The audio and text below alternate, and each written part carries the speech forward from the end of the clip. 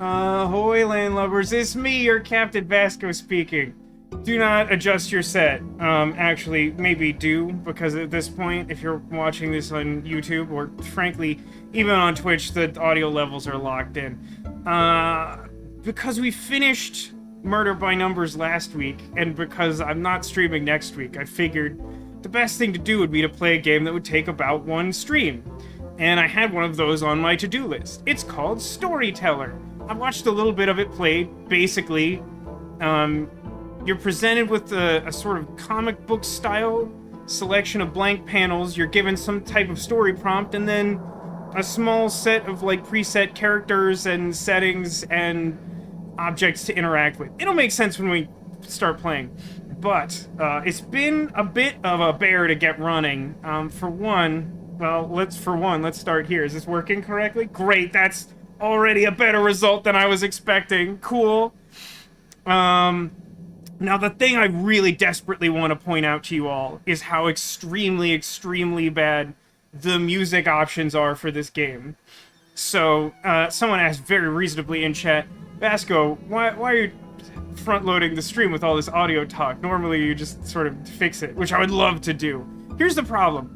I can't adjust the music in this game. It has three options. It has low, which, when I didn't adjust the mixer on my end, basically like blew out the sound in the mixer almost completely. The low, the quiet volume, basically renders everything else unlistenable by its incredible volume. You would think that would be the high end and you could go down from there. No, you could go up from there. Yeah, that's already like halfway up the audio mixer, and it's at minus 28.5 decibels, which, to give you a frame of reference, I almost never change the baseline desktop audio settings in my mixer, and they live at minus 1 decibel, so we're at like minus 27.5 decibels from where we usually are, and I want to die. And we could turn it off, but that's a little quiet. So my intention is we'll leave it on low. I have turned off all the normal audio redemptions because they basically don't work with the fix that makes this work. I mean, I can adjust the mixer a little bit. It's really hard to gauge what's correct. This looks like this is probably where it wants to live.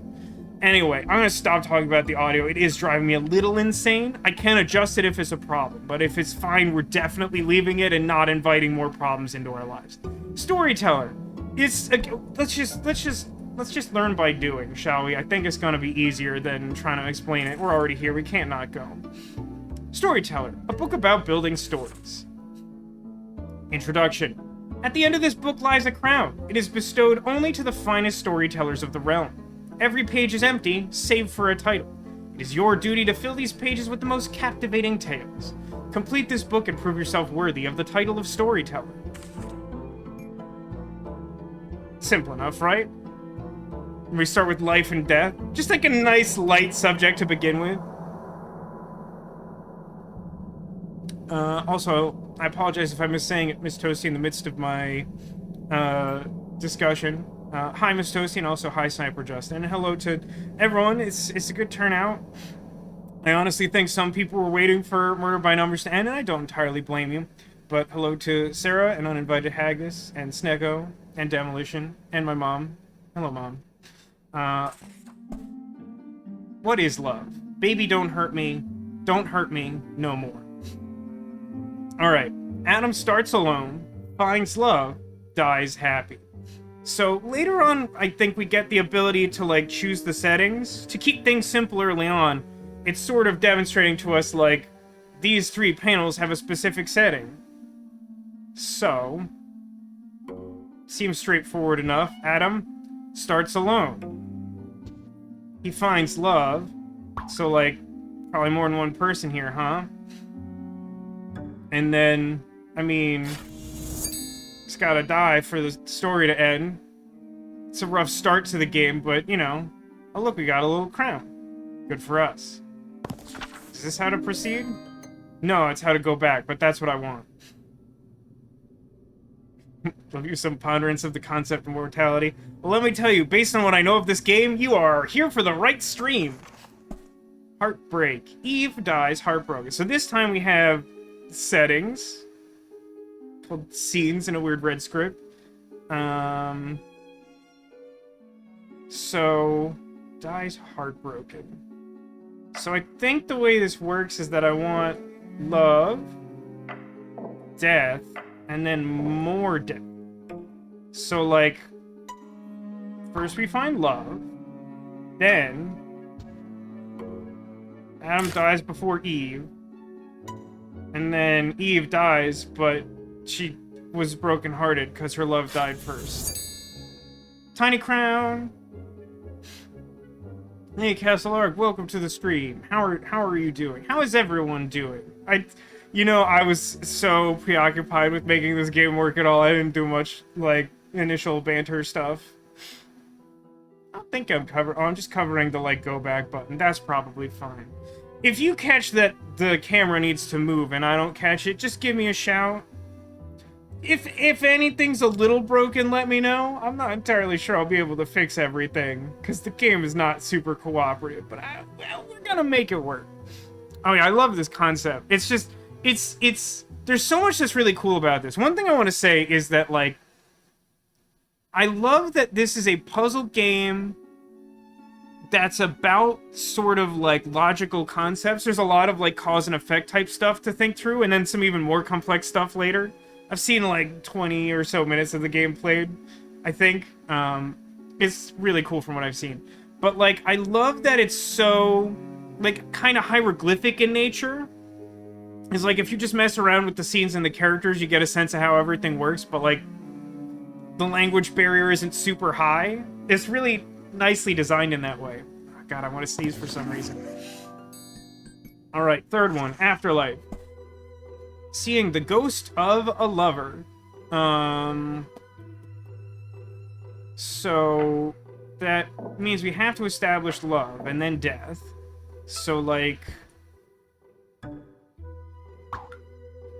and Adam died last time, so maybe Eve dies this time.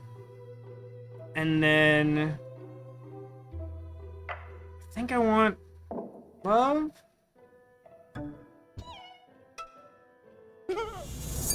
And there we go. If I find a setting to put them both in, the game remembers that she already died in an earlier panel. So she shows up as a ghost. This is what I'm talking about, like, the cause and effect. Like, I feel like it might be more complex than you would think it is to get the game to, like, recognize that, especially since you can move things around pretty freely. But it's cool. I think this game's cool. I have 3 tiny crowns. What can I do with them? Can I exchange them for prize tickets? The ceremony. I don't think that's it. How do I advance? Oh, I see it. Turned me to a new page and I just didn't know. I was like, look at the shiny bookmark. Broken hearts. Recovery. A heartbreak is healed. Okay. So now we have a different cast of characters here. We have, instead of love, we have wedding and death. We could have a loveless marriage, which is cool, I guess. But then we have Edgar and Lenora and Bernard and Isabel. Now, Edgar and Lenora, clearly Edgar Allan Poe references. I assume Bernard and Isabel are as well, but perhaps I'm too illiterate. That may be a reference to something else. I just am naturally assuming that that all comes from the same place. So, heartbreak is healed. So I think that means we have to establish love, and then break the love, and then probably, like, find new love, right? 'Cause with these options, I'm not sure how else we heal a heartbreak. So, like, Edgar marries Lenora, and then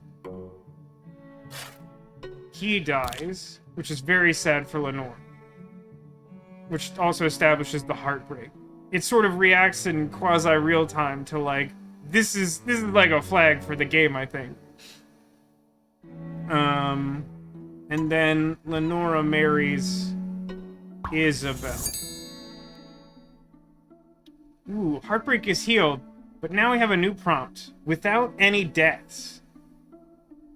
Alright, I think that explains why we have so many characters. Can I just, like, throw this... Get rid of this.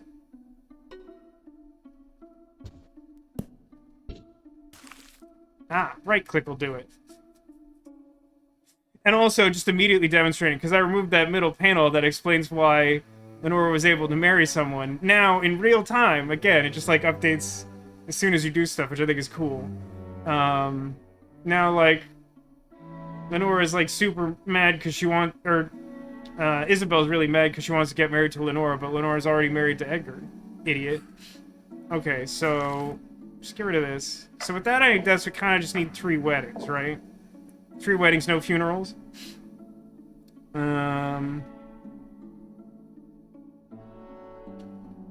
Okay.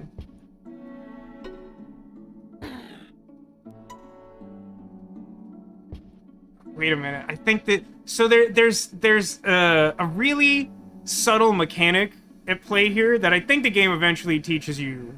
Again, I've seen a little bit of it played, and we're still in that territory, so I'm not trying to spoiler you or anything. These 4 characters actually have, like, secret sort of individual traits. I think Isabel, rather than get heartbroken by rejection, gets mad, and, as a light spoiler, may sometimes wish to get even.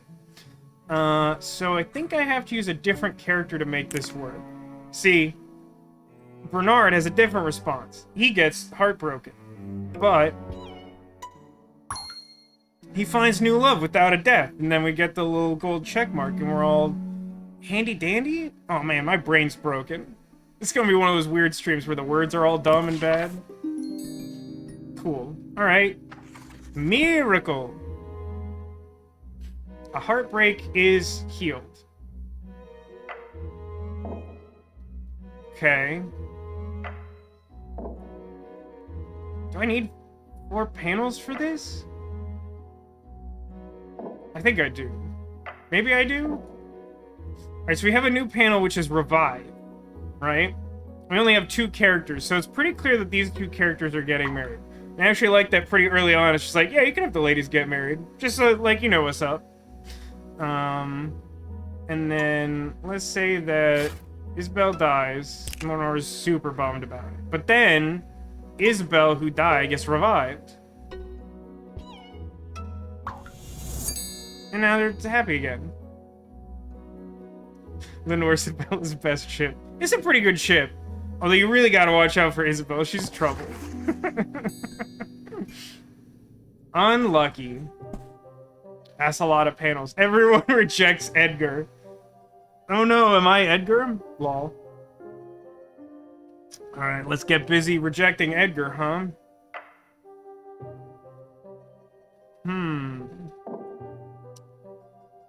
So... What do I get? Okay. I think I know what I want to do here. I think I want to have Edgar marry Isabel. No, wait.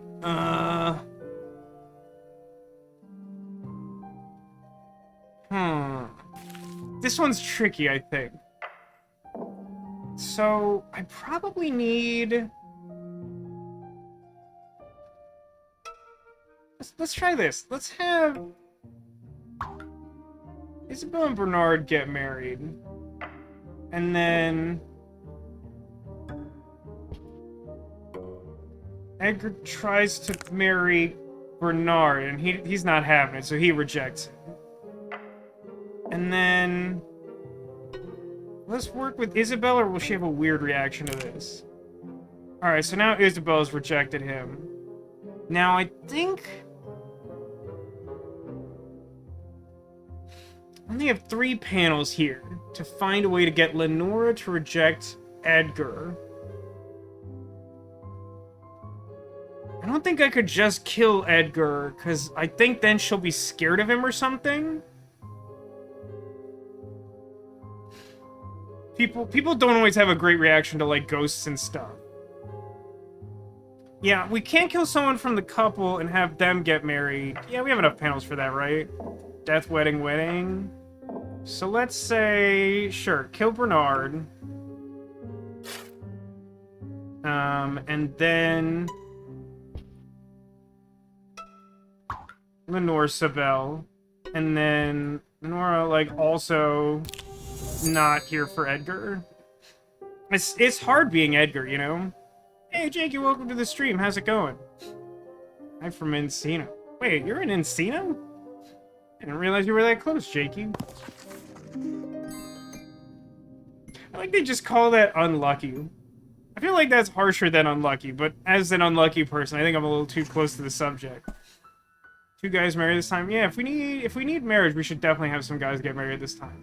Surviving spouses find comfort. Okay, so that suggests we need 2 different couples. So rather than bury our gays, let's have 2 straight couples, and then 2 deaths. Well, the ladies be dropping like flies around here. And then dudes forever. They're all too old for Edgar anyway. I don't know what to make of that, though it may be true. But like, again, we're kind of still in the tutorial. I like that this is just set up. It's like a pretty straightforward way to do this in 5 panels. And then like it just quietly puts over here like, you don't need this panel. Like if you want, you could just not use this panel. It's just like, this game like teaches you how to play this game really well, and it's like a really clever game. So like what I've seen of it, I've really liked. Oh, Arrow is the thing I missed before. Apparitions! Leave tomorrow. We went to the Getty on Wednesday. Oh, that's cool. See any other sites of interest around here? Edgar shocks himself. Okay. I think this is pretty much lined up the way I would want it. I think he dies, and then he forgets that he dies, and then he realizes he was a ghost all along. Rip Edgar. Rip Edgar's memory. Very spooky.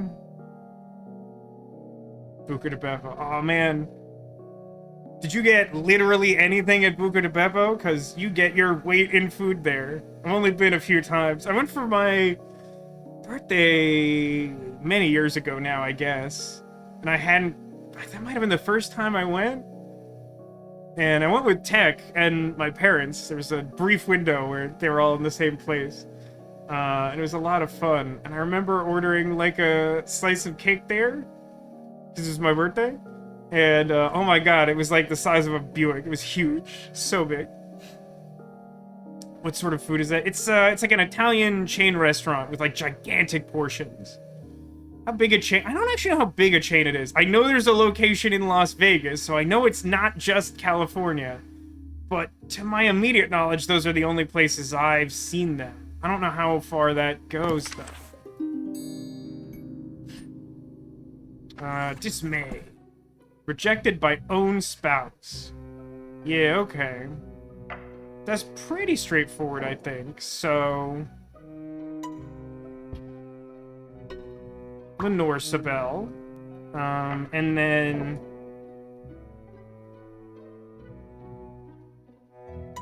Tragedy strikes. And Lenore's, like, super bummed about. But then...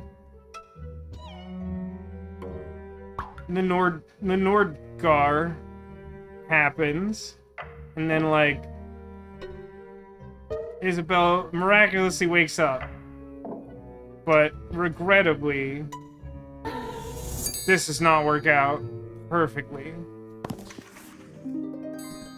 Small portion feeds 3. That's a really elegant way of putting that, Jakey. Small portion feeds 3. That reminds me, I was talking to my coworker today. She's surprising her little brother early next week. They're going to Disneyland and like staying over there to go for a few days, which is really exciting. And she said something to the effect of like, I'm gonna have my hands full. Like, I know that he's gonna want too many churros or something like that. And I was like, explain too many churros. You know, like, mostly as a joke, because churro is great. And her response, like, struck me, like, really well. I was like, oh, that's a great answer to that. She said, when he has enough churros to fill his pockets, he has enough churros. And I'm like, as much as I love to be contrarian, I cannot find a flaw in that logic. If you have enough churros to fill your pockets, that has to be enough churros. Wouldn't the soup version of tiramisu be a cup of coffee? You would think, Neko, but my mom is indeed astute in chat that if you get tiramisu at Buca di Beppo, it comes in like what would otherwise be a large soup bowl, and it's still solid, but it's in a soup bowl, and I don't know how you reconcile that. What if you're wearing cargo pants and have 10 pockets? I mean, that's still like enough churros. You just have like a larger capacity for enough churros. Castle. I think that's how that goes. Forget that women aren't allowed to have pockets. Listen, a woman said it, so please don't get mad at me. It was her observation, admittedly about a guy, but still correct. The fact that it's a discriminatory observation is not my fault, nor does it invalidate the fact that when one's pockets are filled with churros, they have enough churros. It's not it's like a squares and rectangles thing where it's not the only way to know that you have enough churros is that your pockets are full of churros, though. Anyway, reunion. Looks like it has a bonus thing. I like that the bonus thing doesn't reveal until you've done the main challenge. Because then it makes you sort of, like, question the way you did it. Heartbroken spouses are reunited. So, like, wedding... death. Ooh, wait. Wedding, death, revival. Death, revival, wedding? Yeah, that should work. I think. Thought I could do it in 5, but then I actually thought about it. So, obviously, to be spouses must be wed. Marriage. But then, like, oh no! Rip Edgar! But it's fine, Edgar got better. But then... oh no, rip Lenora! But she also got better, it's cool. Reunited, and it feels so good. Ah, in the afterlife. So, then instead of panel 5, Edgar dies again? But again, I just love that this updates in real time. You remove panel 5, all of a sudden, oh shoot, she's a ghost! This game is really good. So yeah, death, Edgar, just for fun. Can she haunt the grave? Ooh, she's sad from beyond the grave! This game is really good. I know I'm just probably gonna be saying that a lot. Has anyone seen the Panera sandwich purse? You mean, like, that's explain what that is. Sarah said this is why I keep a churro purse. See, Sarah knows what's up. There's still ways to know when you have enough churros. It's hard to know when you have enough churros, but when your pockets are full of churros, you definitely know.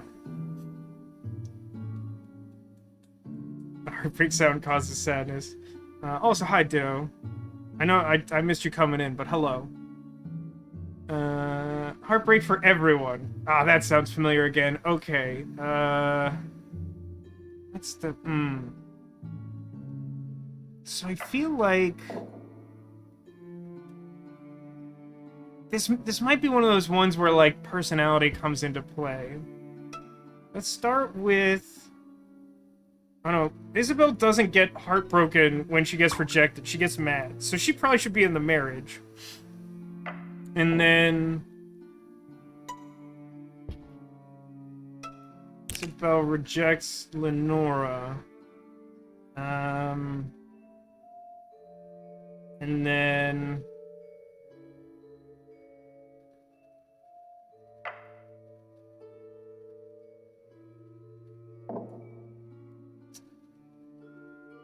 I'm like not thinking this through. My brain slowed down for a minute, so I'm just like... Just doing it live. So then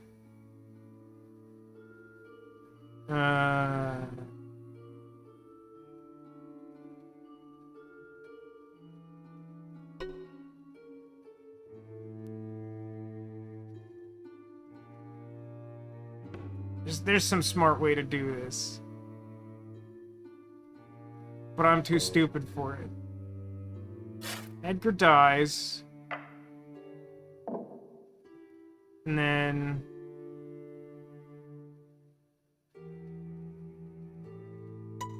does Isabel get heartbroken by death? She does get heartbroken by death, but not rejection. I love that there's like that nuance to the characters. It's interesting. Narapurse is a person in the shape of a baguette. So it's not made of nor full of bread. Okay.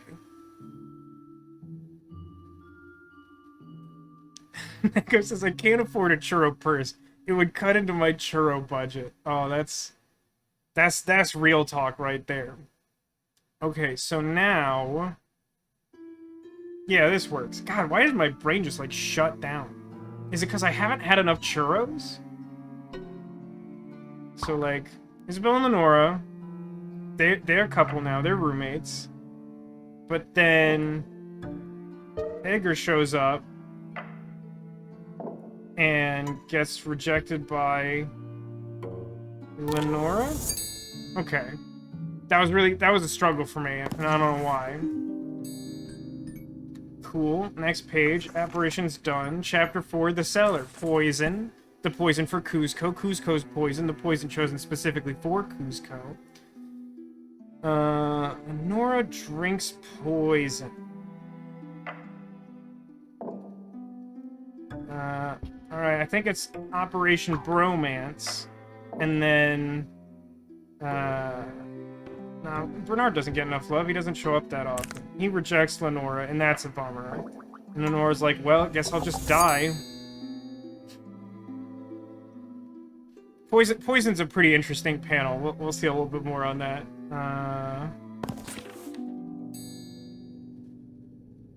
Highlighted message. Dude says, last week I was flying with a commercial-rated pilot, and she accidentally put the plane into a spin and then froze up and had to fix it for her. I learned that she had just done her spin training flight the day before, and therefore had no excuse. There were no survivors. The last sentence was a lie. That'd be a pretty spooky ghost story, you know. Where did I see something like that recently? Like, someone was, like, telling a story about how they almost died, and then they were just like, and I died! And then they waited for a second, and they were like, obviously that didn't happen. Lenora Drinks Poison is my favorite post-grunge punk band. That sounds correct, Haggis. Double poison all the way, all the time. Double poison with just 2 people, huh? Okay, so obviously they gonna get married. But then... This is actually interesting. I want to check something. So let's say Edgar dies. So if I just put poison here, does she drink it, or does she need to, like, be aware of his death by being at the grave? Nope, that'll do it. Okay. But then, in, like, a Romeo and Juliet style twist, he gets better. But then... she's dead. And now I actually kind of want to check this again. If I put the poison here now, does he need to figure it out between coming back to life and seeing the poison? Yeah, he has no motivation. But now he's aware of her death. It's a Romeo and Juliet achievement. Ooh, it's not one of those games that shows the pop-up. That's good. I don't like that. Someone drinks poison twice. Oh, that's fair enough. That's so messed up. Here, go there.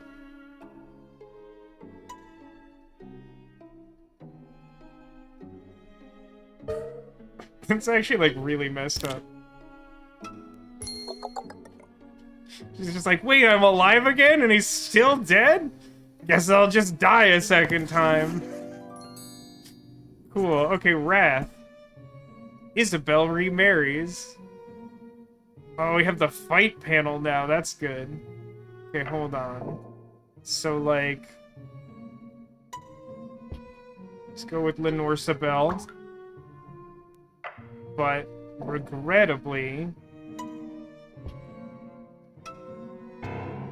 Trouble in Paradise. And then... So I think this is a good chance to demonstrate something. So like, Lenora sees this poison now and she's like, it's poison. What do I have to do with poison? But like, Isabel's like, fight, you say? I'm totally inclined to just kill you. Because we had to fight. We had a little disagreement and you will die. So now the wine panel, I think, hold on. If we remove Isabel, then it's just wine. It's just regular wine. It's just innocent wine. But, like, it immediately turns into poison. It just assumes that she's gonna poison that wine. So, like, yikes forever. But then, Isabel remarries. And, you know, hopefully there's not another fight, because then Edgar's super dead. And envy. Isabel commits a crime. I've seen this tree before. Oh, but I don't have fight anymore. But okay, I think this is where, like, her personality comes into play. So I think Edgar and Lenora, super happy. Much love, wow. But then... Isabel does not like being rejected. So she's like, the poison for Cusco.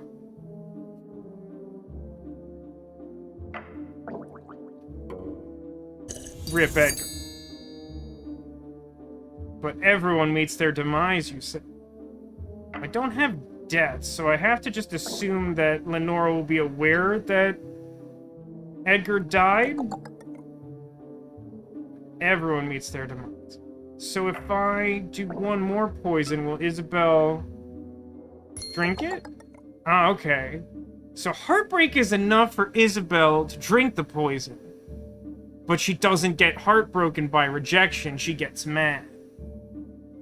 This game is so clever. I really like this game. The soundboard brings sadness.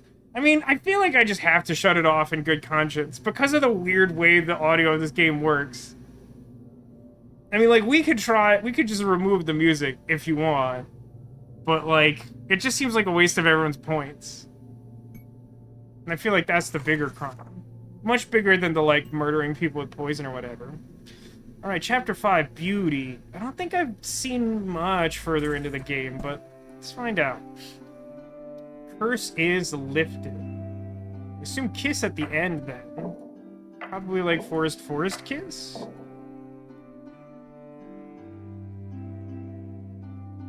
Yeah, this game is definitely a masterpiece. I'm a big fan of it. Can we kiss the witch? I'm sure we probably can. I mean...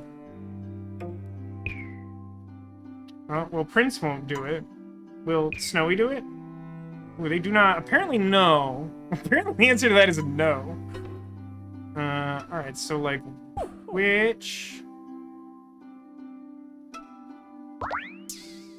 Okay, she turns Snow White into a frog, like, immediately. And then... remembers that Snowy's a frog. And the frog's like, yo, I'm Snowy! And so then... and then they kiss... But just to be clear, I think if I remove the middle panel... No, he's like, I'm not kissing a frog, weirdo. So yeah, sometimes you gotta establish stuff. You can see why the witch cursed him. It's very Beauty and the Beast, right? The Enchantress is all just like, yo, stop being such an egomaniac. What does the witch do to him? Sometimes that sort of thing changes. I think witch also turns him to frog? I think she turns most people to frog. Prince saves time. Well, what's the worst that happens to him? He also becomes a frog?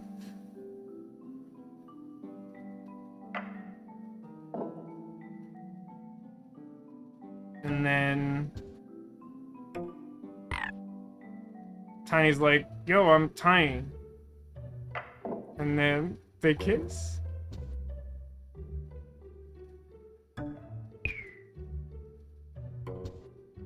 Okay, I have an idea. I'm not entirely sure why this works this way. The game has set it up, but... then the prince tells Snow White about it. No, that doesn't seem right.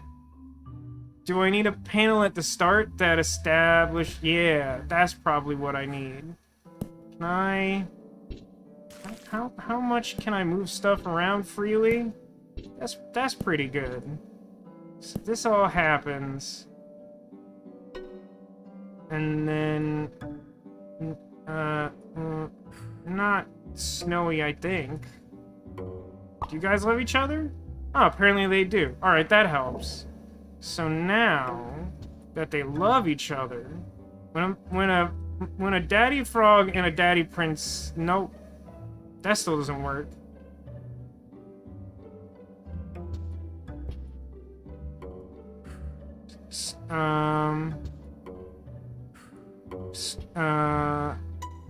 You tell Snowy and Snowy kiss him? No. Huh.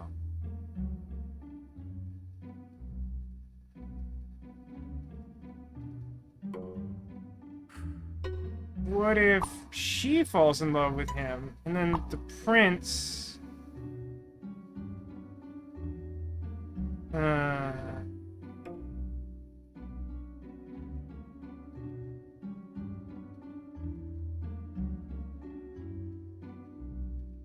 I'm overcomplicating this. So like, Prince... Tiny... Prince? No, I'm missing something. So, like, Tiny seems to love Prince. How do I get Prince to kiss Tiny?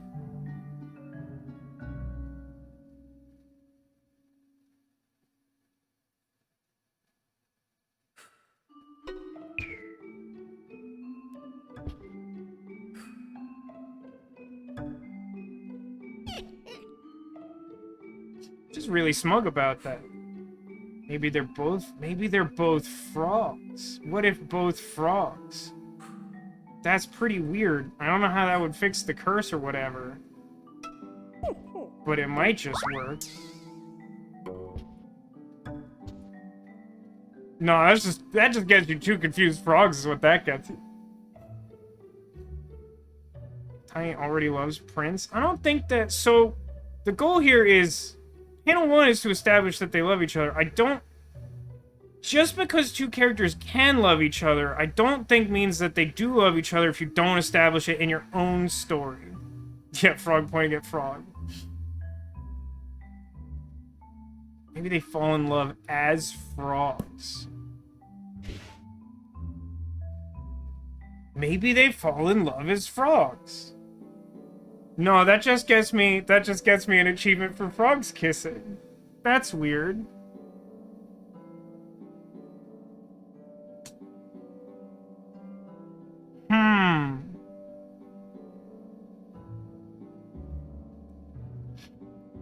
But even if he loves Tiny, he won't kiss Tiny Frog to save Tiny.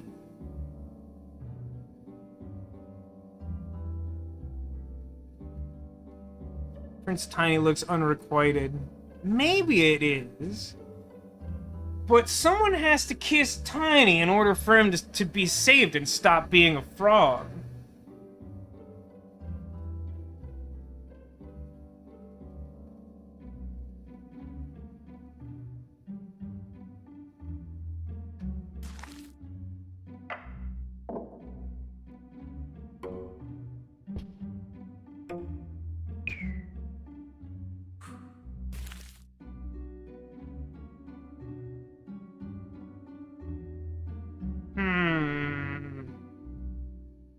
Okay, I have an idea.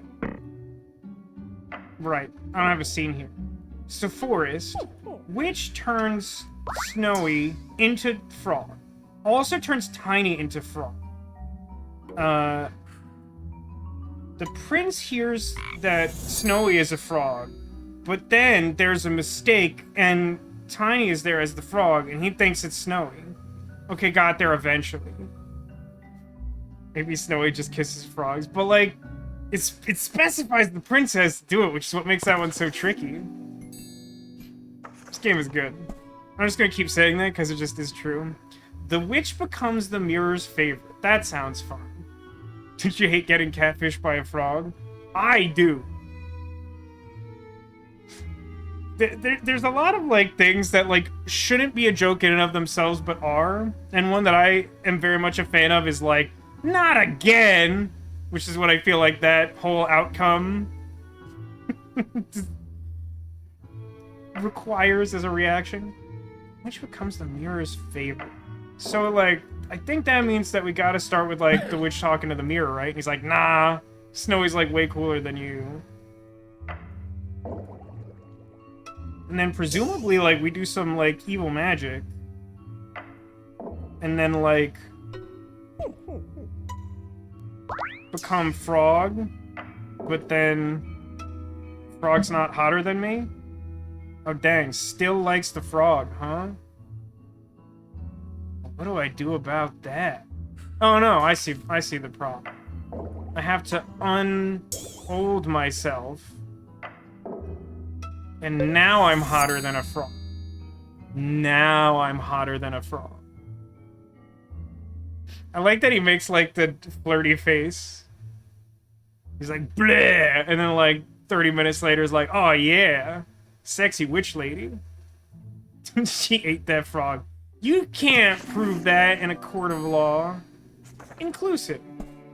The mirror praises everyone. So we got, oh my god, our characters are Peachy, Froggy, and Haiti. I think I'm Haiti the dwarf, regrettably. So, like, does the mirror like, okay, so the mirror just likes Peachy, that's key. What is Mirror's reaction to Froggy? So the mirror can only like one thing at a time. I can relate to that, because I'm Haiti the dwarf. So I think, like...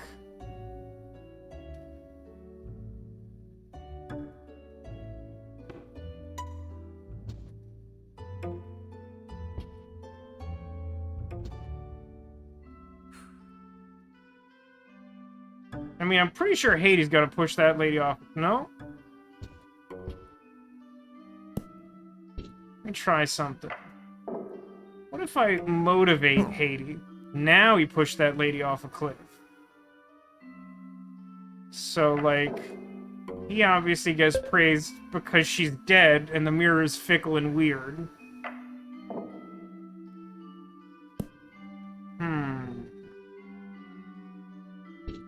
I feel like I don't have enough panels to do the thing I'm trying to do. So, like...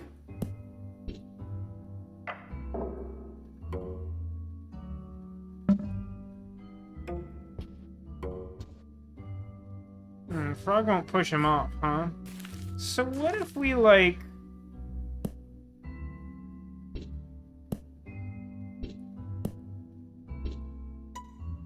Whoop, not that. Just like, hypothetically. So Mira likes Peachy best to begin with. Now, does that count as being praised, I wonder? Because that would save me some space. Ah, okay. Or no, wait. Maybe that works. No, stop picking him up. Move the whole panel. Okay. So, like... Now he gets praised, but, like, Frog won't kill him, right?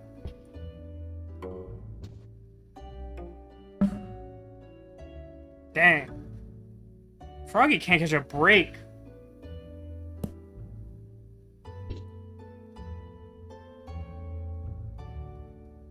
Ah, wait a minute. I'm missing something, which is maybe he'll take care of himself.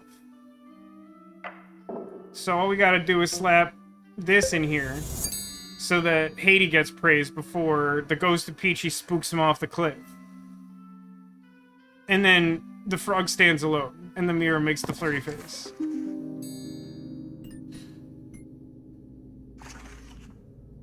Chapter 6, The Manor. Are we up to murder already? Is it murder o'clock? The Butler's Rampage!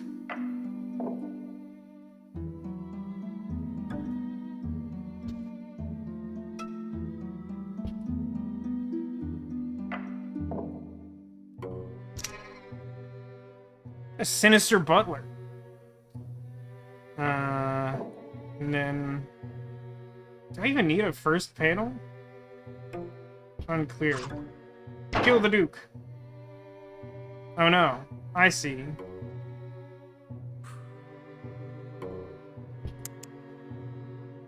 So he already hates her, so... If I just resequence them and he just starts with a gun, he'll just kill anyone he sees. That's a chill guy. Weapon. Duke feels relief. Well, I only have one possible scene. So I guess 4 of that. So Duke's like, ah, I love my gun.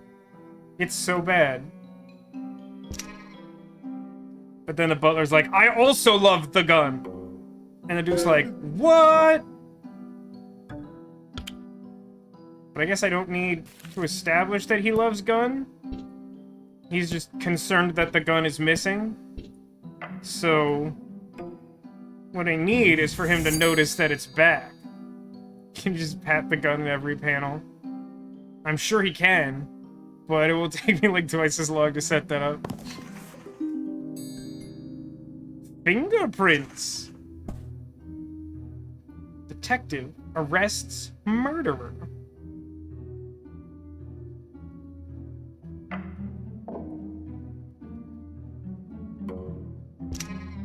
So I guess we could start with like...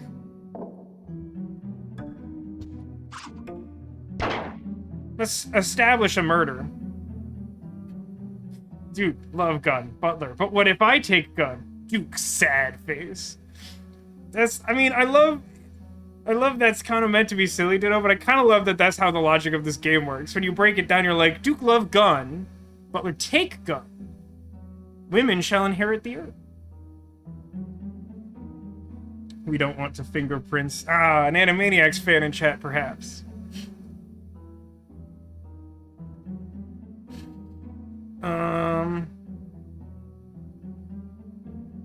So... Butler puts the gun back, because he doesn't want to get caught. But the detective's like, huh, I think this is the murder weapon. And it has the butler's fingerprints on it. And then I presume that we need them to be in the same room to get arrested. Nice. Inocente. Detective arrests an innocent. Okay. So, like... Duke touches... Here. This one's for you, Neko.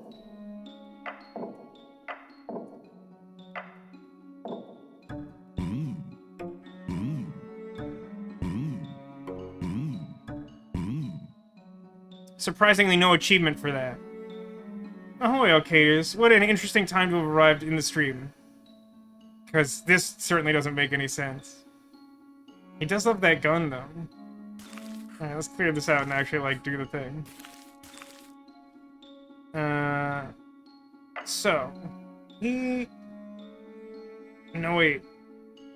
I think the way... Let's just do it...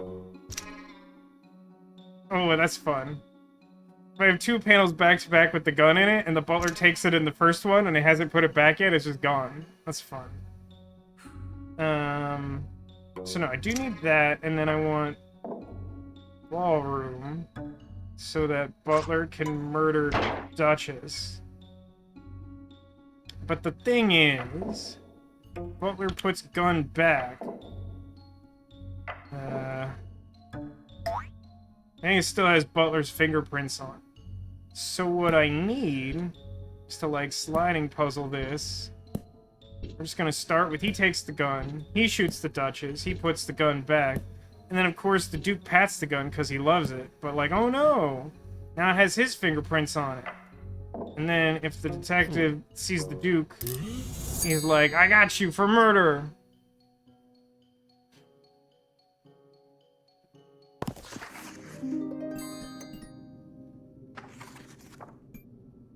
Crown Intrigue, Chapter 7. Go back to the one with the wine. Have one person sit and drink for 6 panels. They have a special reaction. I got time for that.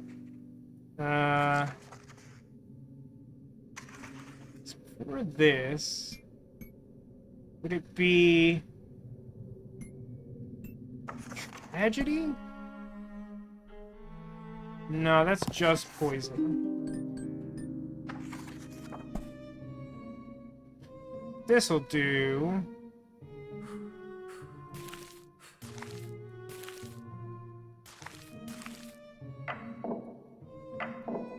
Alright, chat, who's drinking the wine? I don't know if this matters. Do you think you have to... Lenora, you got it.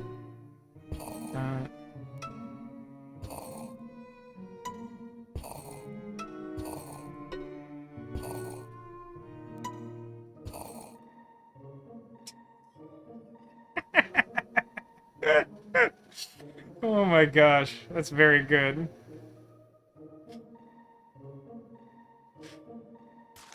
I do think that I have to resolve the puzzle or the game won't, like, track it.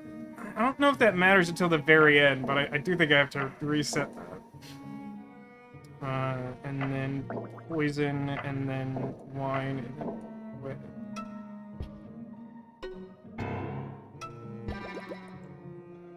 They don't even have to get married? Hang on, is that true?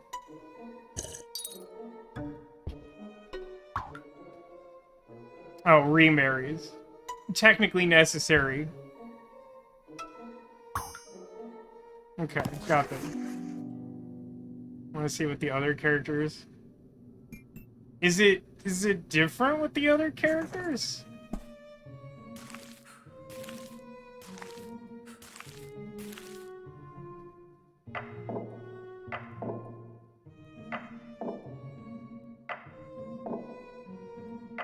Did try to warn you? In what way did you try to warn me?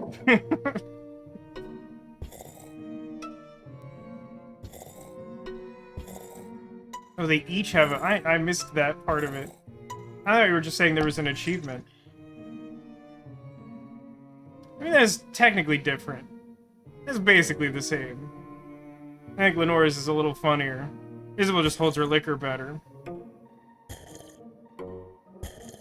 Is Edgar different?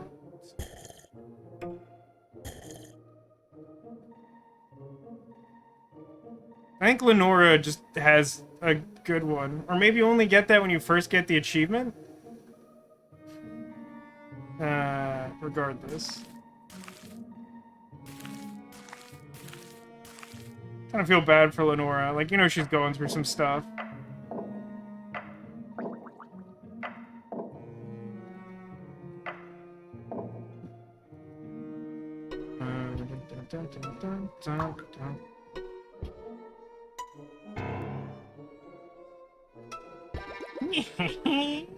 Death. This game rules.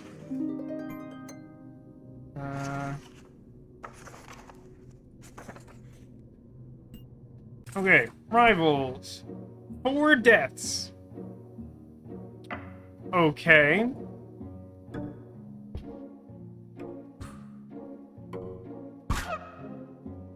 Wow, that's very rude. If I switch those... So I'm guessing the Baron here is the villain of the story, huh?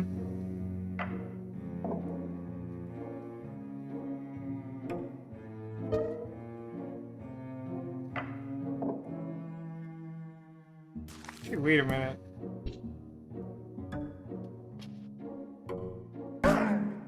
So you'll spook him to death. But, like, what if he gets caught in, like, a time loop of his own comeuppance? And the knight just keeps... spooking him to death in the same exact location over and over. Neko, you made a crochet axolotl? That's pretty rad. Congrats on finishing that. The Queen marries. Guess the wedding would be...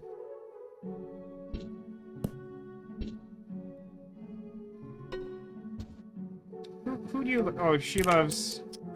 She loves herself, huh? Here's a question. So he'll kidnap the queen regard. He doesn't care. He doesn't care about that at all. So, like...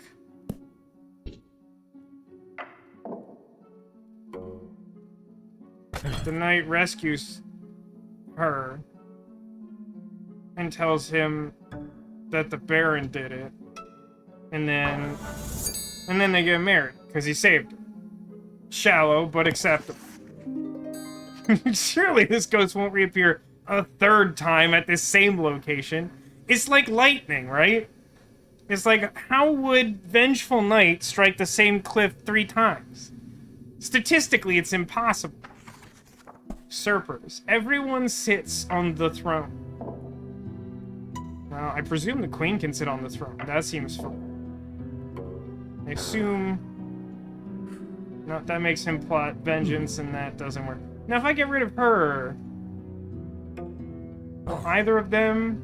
No. Not as long as she's alive. Okay. So... I assume it's just like a murder chain, and he's like, now I'm the captain. Oh, I love the little... burp, burp. This game is very good. I don't know if you understand my feelings about it. I don't know if I've made that clear, but it's quite good. Yeah, I like to have her kill him. Vengeance. And then Knight's like, guess I'll just rule. He's not happy about it. Can you have the Baron marry the Knight?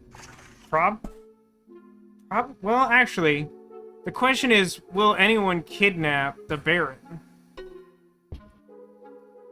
No.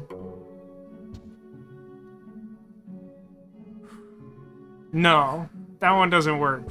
Again, like, personality does factor into this. There's sort of, like, secret traits that the characters have that make certain things possible and not possible, which I actually think is really clever and good. Queen marries, but it's different this time because there's only 2 possible people. I think I've seen this far because I remember something funny that you can do.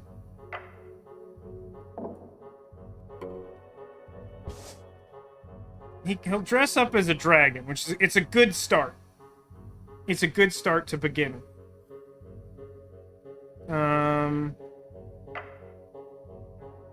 But I think what I want is...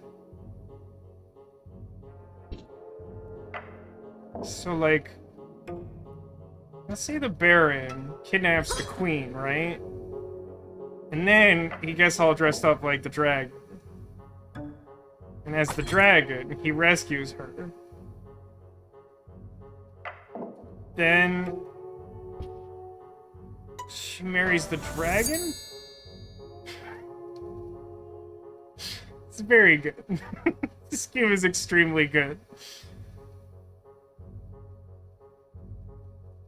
Oh, and that's the secret one, is Fearsome Dragon. So, like, yeah.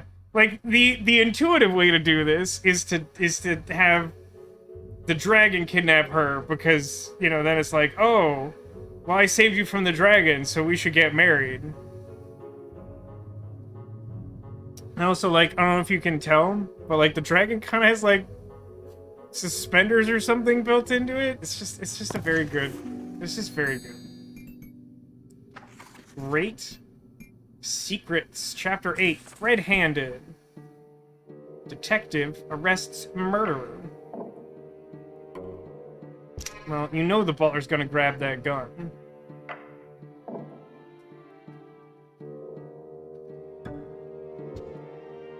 How does witness work? I presume that if I put witness before the murder... Ah, yeah, the little eyes pop up. He's watching. Private eyes are watching him. Luckily, it's implied that at some point the butler didn't have the gun, or the detective would just get shot here. Thief him. Butler gets fired.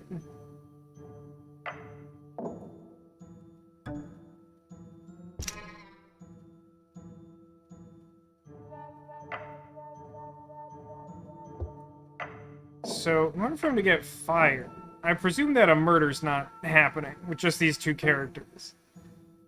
So the Duke is gonna see the butler hanging out with the gun, and he's like, I love gun! Haven't you seen me touch gun? I love gun! So... I'm pretty sure the butler has to put the gun back, or he will kill the Duke if he's in the same room with him at all.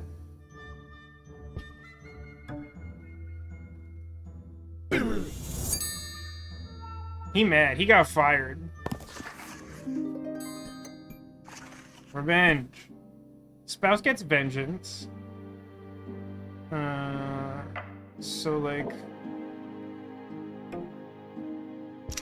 Touch gun. Say that the Duchess sees Butler shoot Duke. And then the butler puts the gun back. Does the Duchess take the gun? Oh, she sure does. Blammo. And report. Duchess gets butler arrested. Now, I feel like that pretty much ends with these two.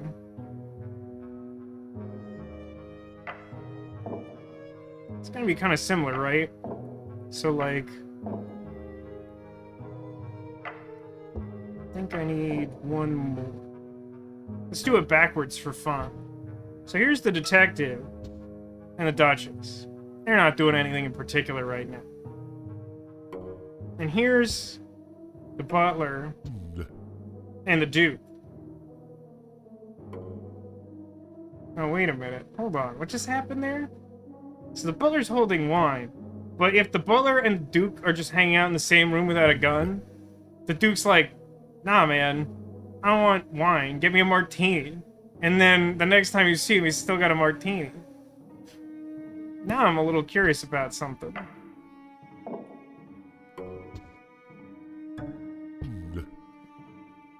He'll just keep changing his order. What a jerk. I think that's all I needed, right? Can't remember where I started. So Duchess sees this happen, and first take the gun, and then everything snaps into place immediately. He takes the gun. She's watching. He shoots the Duke. She tells the detective that she saw that, and then he gets arrested.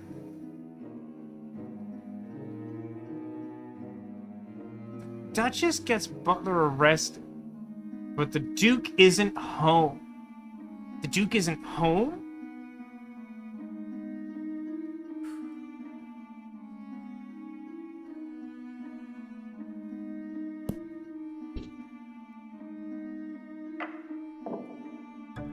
So if he puts the gun back, doesn't put the gun back. Duke isn't home. I don't think I know what that means. So she's got to be the witness if she gets him arrested.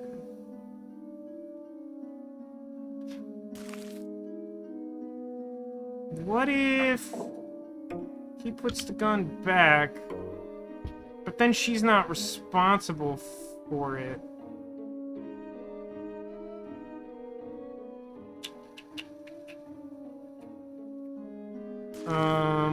What if...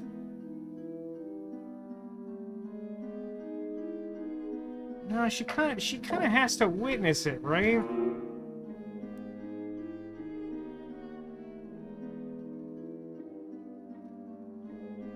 But knowing about...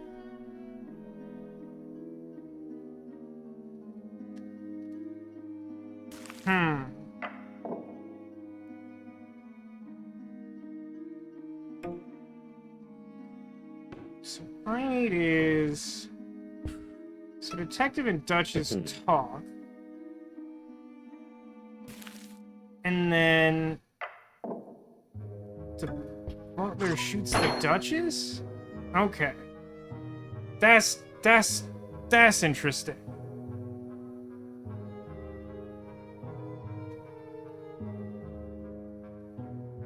That's a weird way to put that, though. The Duke isn't home. Technically accurate. Justice, Chapter 9. Treason! Usurper dies. Alright, I think that might have been the last section I saw. Execute does not seem familiar to me. Just how all does this work? So someone has to be on the throne in order to execute someone. Okay. So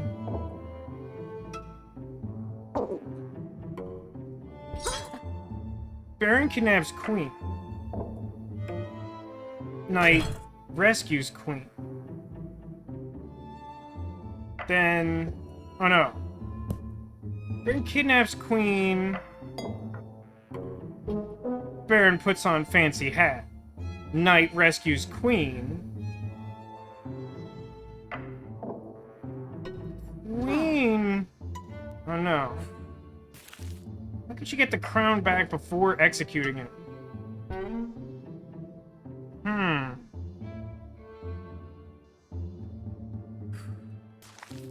Can he just leave it? What if he just puts it back?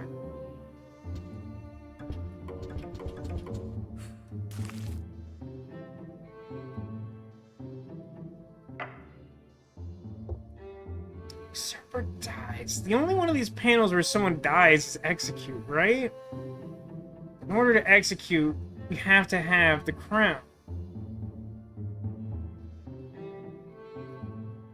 Right?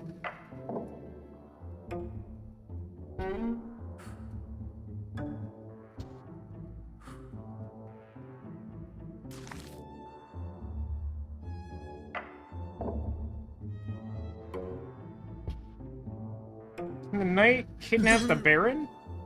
Yeah, because he's mad about it.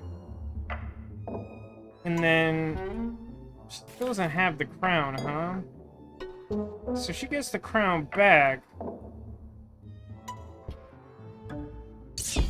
And then even though he got kidnapped, he could still be executed. Okay. By the hand of the knight, huh? By the hand of the knight. So, in order for that to happen... I think I would just replace panel 3.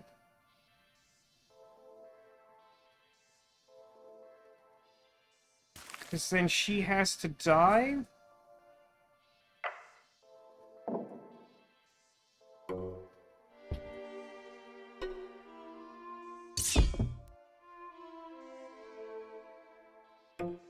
He kidnaps the Baron, and then he becomes the king.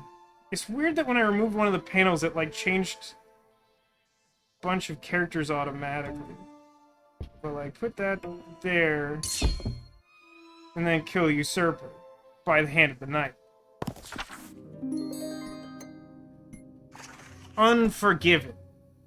Knight loses his head. Wow, that's a lot of scenes and 2 characters. Okay. Why would anyone in this scenario kidnap anyone?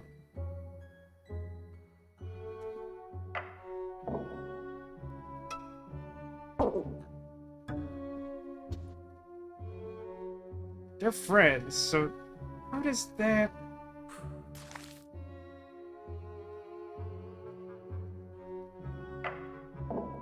So, I guess she just dies, right? And then the kingdom needs someone to protect it, or what have you. And then she gets better. And she kidnaps him? So that she can get the throne back to execute him for his crime of caring about the country. That seems fair. So you have an objective and then a bonus objective. Some of the missions do have a bonus objective. I believe the bonus objective only shows up once you've completed the mission in some way. So you'll always have like a title at the top, which generally tells you what you're supposed to do, filling in the story. And then sometimes there's like a little extra circle below that and another, like an add-on to the title that changes the way you would tell the story. And so that's like a bonus objective. I don't know exactly what that does for you, but I assume completing all the bonus objectives by the end does something. Either way, they're pretty fun to do. This game is really good. I like it a lot.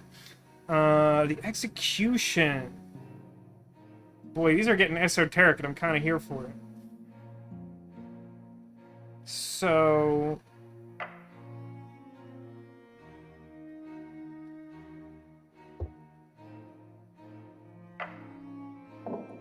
not sure why you would need...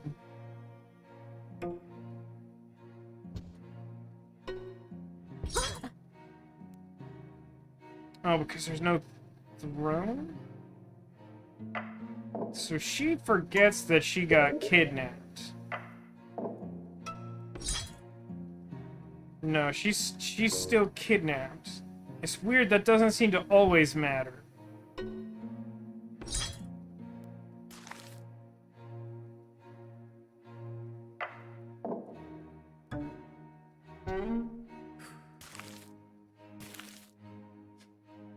Can he force her to marry him? No. But maybe he gets amnesia, then she will just marry him. Then he can free her from being kidnapped. Right, because she doesn't know he did it in the first place. And she's grateful to be saved or whatever. So then they get married?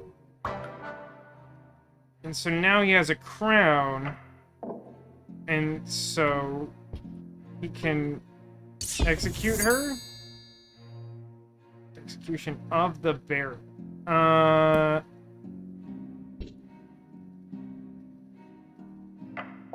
If he gets amnesia,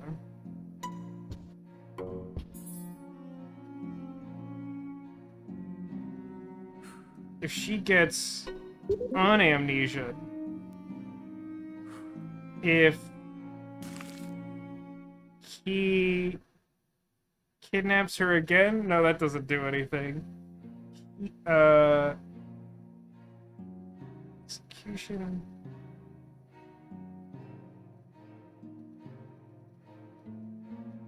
Actually, that's interesting. This is the first time we've had 2 different optional objectives on the same one, right?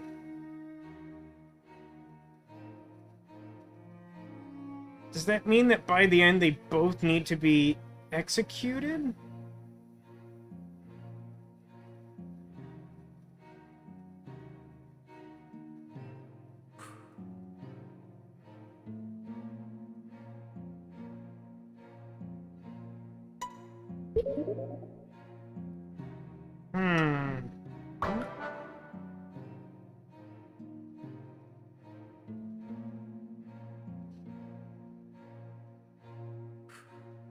that works. If he gets amnesia, well, he would... It sort of works. If he gets amnesia... Now, she still hates him, though. So, she just, like, threatens him for doing that. She doesn't feel obliged to get married to him without the amnesia, and that's the only way he gets the crown here. Think? The wedding seems important, because both of them need to have the crown in order to be able to kill each other. And then she kills him. Let's actually check if that works. So he gets amnesia and lets her out. And so then just like straight up execute? Okay, that does work. I was looking for a way to get both of them done at the same time, but it looks like it's counting it this way, so that's fine. Fair enough. Misfortune. Queen suffers 4 tragedies. It's 4 tens of cakes were stolen, right? I don't see a scene for that.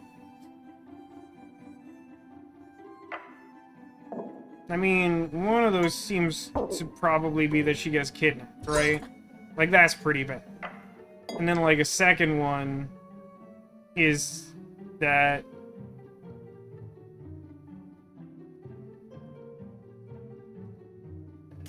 Hang on. So, I think it's important to have the knight rescue her so that they can get married.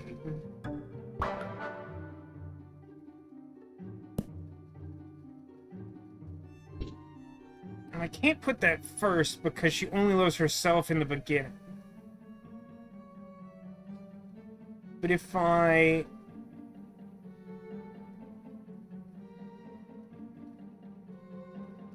So this is only one tragedy. So...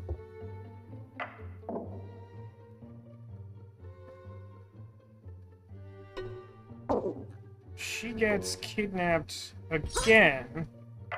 And then... the Baron executes...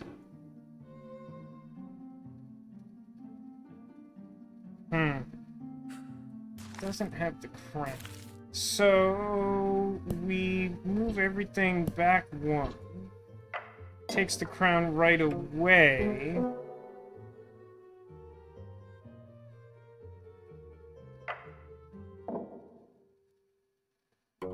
And the Baron has the crown, so he executes the knight, and then he executes her. That's a rough day, man. That's rough.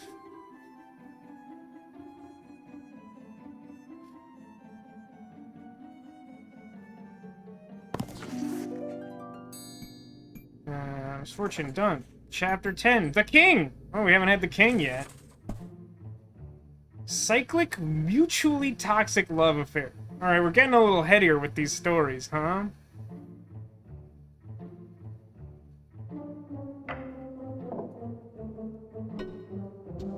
Do you two even, like, love each other to start? Well, presumably, we fight about it.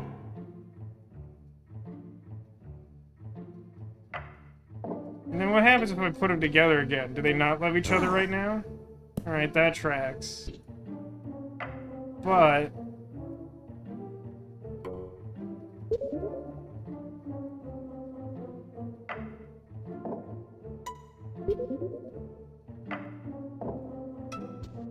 how do we end up...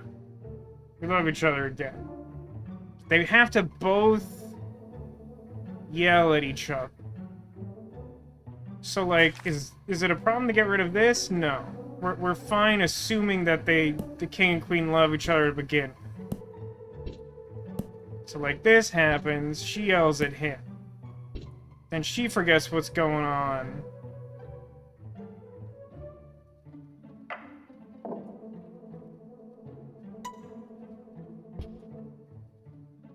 No, they fight again before the amnesia happens. No, but they have to love each other in the end. So they... Mutually toxic. So, mutually toxic suggests to me that they both have to yell at each other this way. I think that means I need 2 fights. They both forget to fight at the same time?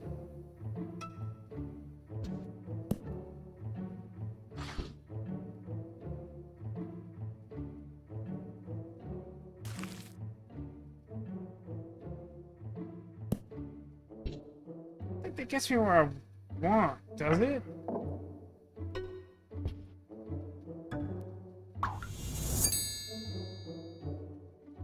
That is not what I thought they wanted from me. So they fight and they both forget about it and they love each other and they fight and they both mad. See, the thing that throws me here, is that mutually toxic suggests to me that I'm supposed to establish, like, both of them individually being responsible for the fight. So that's why I was trying to get them to, like, shout at the other one individually. I feel like this title doesn't point me quite to what it's looking for. Does it? I'm curious, does it need this? It doesn't at all. It just needs them to fight and love and fight again. I feel like there's a much easier way to... Like, I feel like you could demonstrate this idea with a much more straightforward title. Like, this is fine. This all makes sense to me. The title makes me think it's going for something, like, much more complicated. Spite. Double execution. That sounds rough. Well, that suggests that people gonna die. So, like...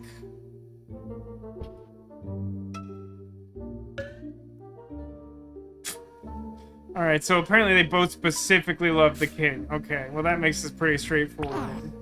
So she sees the maid and the king exchanging flowers, and then it's off with their heads. See, that's like where the king takes revenge? So in that case, I would just literally switch them. Yeah, okay. That's much more straightforward, even with the extra objective, compared to the last one. Promotion. Could have called... Yeah, like, toxic marriage would have got me, like, closer to what they were looking for. The, like, mutually cyclical toxic... It implies something really specific, where it seemed like it actually wanted something pretty general. Rags to royalty. Alright, off the top of my head, not sure why the kidnap's here, but we'll figure it out eventually, I presume. Rags to royalty. So, like... I think we start the same way.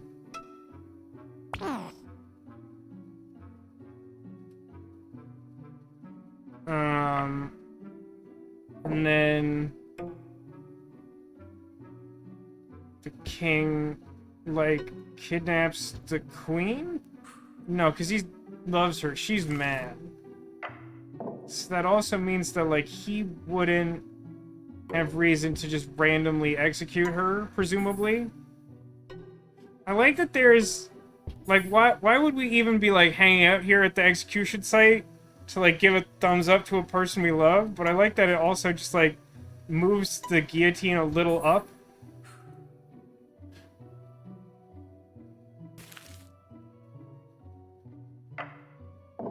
I mean, like, well, he's still married. This doesn't work, yeah? Like, that's heartbreak. I mean, at some point, I'll just save that for later. Rags to royalty. So I have to get rid of the queen. So the queen... Okay. No, I get it. So the queen kidnaps the king, because WTF, that's so rude. And then the maid rescues him? And now he's mad about it, so he executes the queen. And then they get married. And now she's also queen. Machiavelli. The Baron rules alone. Alright.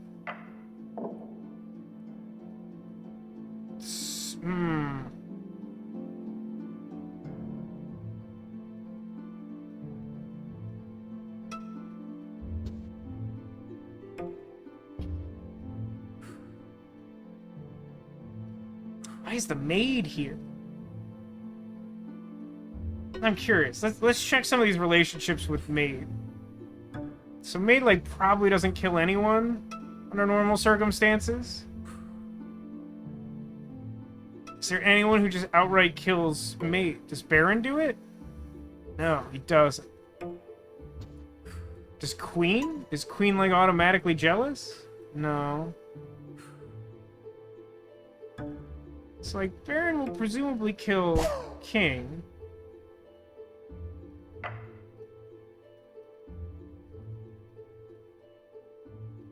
But, like, how would you get... Oh, no. Hold on, we gotta take a roundabout route because of the scenes we have. So we're gonna kill the Queen. And then the King is gonna remarry. And then the Baron is gonna kill the King. And then the maid is gonna remarry. And then the Baron is gonna kill the maid because he has absolutely no chill. And he rules alone.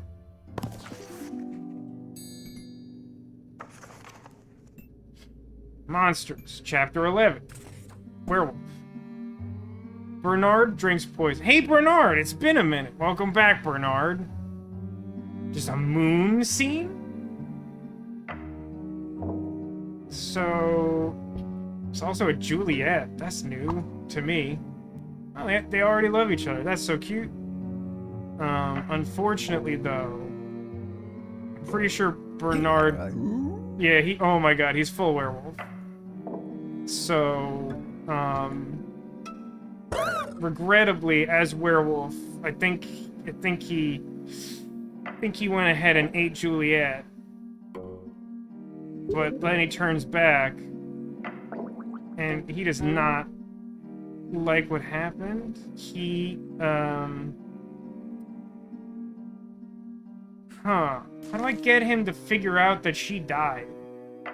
Oh, because he'll see the ghost? I put him in the same scene. Oh, no, it's not a ghost! It's half a lady with a bone sticking out of it.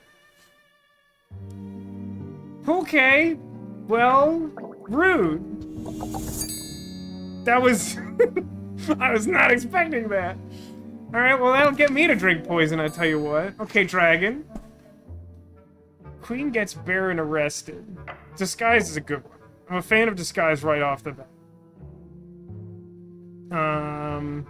Can anyone be the dragon? He can't. Can she? Can you be a dragon? No.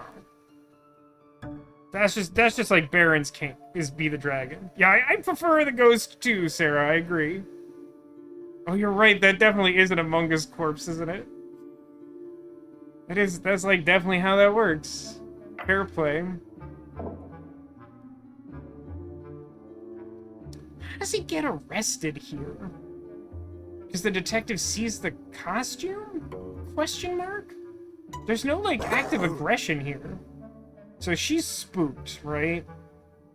And then he, what? He puts, like... What happens if you look at this now? Now you're just confused. But, like, what if...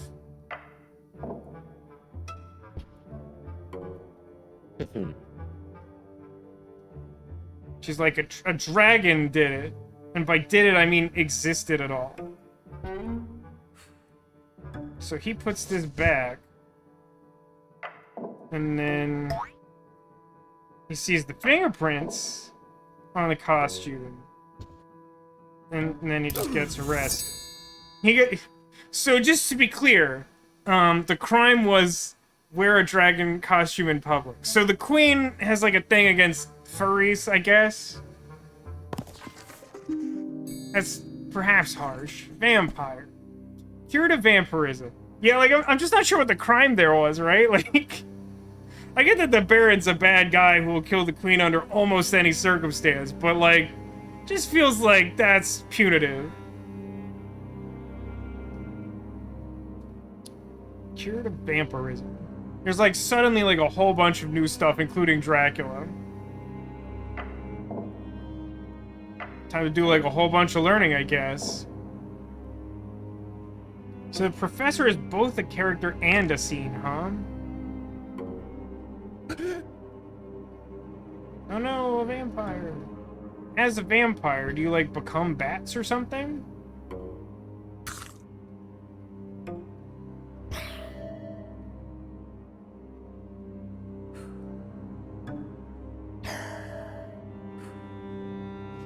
What are vampires? What would cure it, though? Hmm.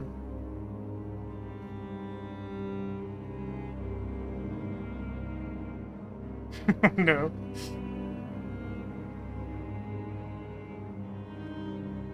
Huh.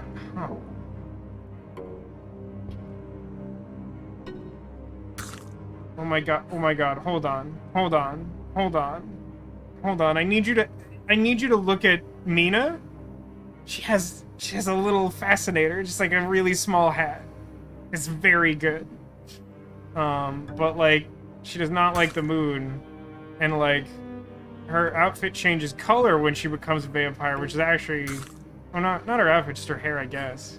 She just sort of turns in a way that was distracting to me. But that's still pretty funny. It's not clear to me what here is supposed to cure anything.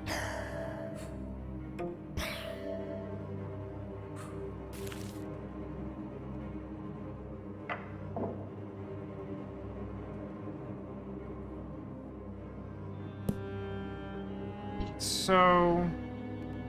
Okay, hold on.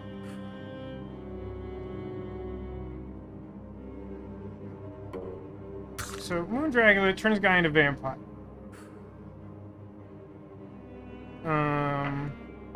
Ripped. So Mina sees that John is a vampire. And then Mina goes to talk to the professor. And then Mina, like, kills him? That doesn't seem great.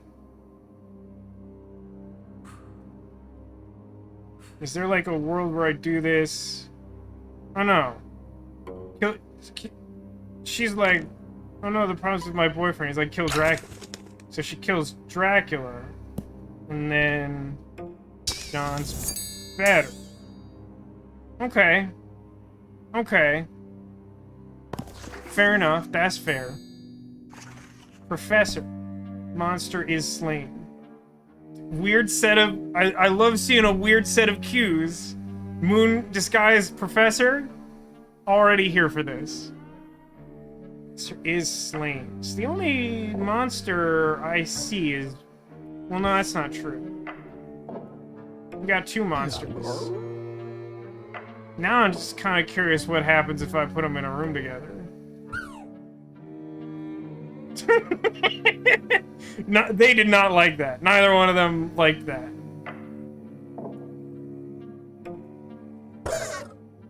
Okay, so if I put a werewolf in a room with the professor, it kind of just eats him. That's fair enough, I guess. And if you tell the professor about the werewolf, he's kind of just like upset about it.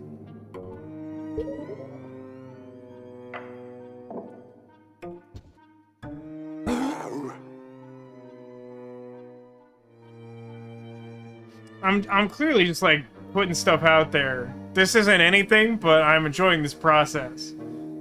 He's slain. So it seems like... Okay, bear with me.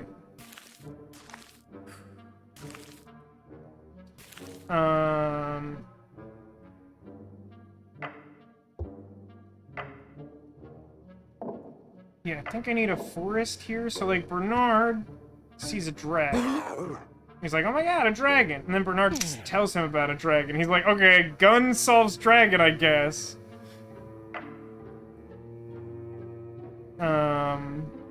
Weird that he doesn't even try that on the werewolf. That's fine. And then Bernard shoots the dragon?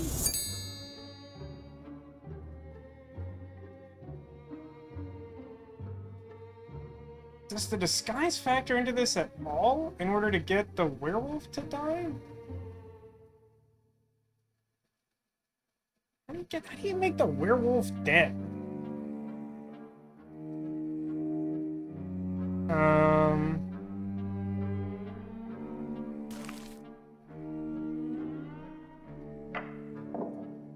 So, like,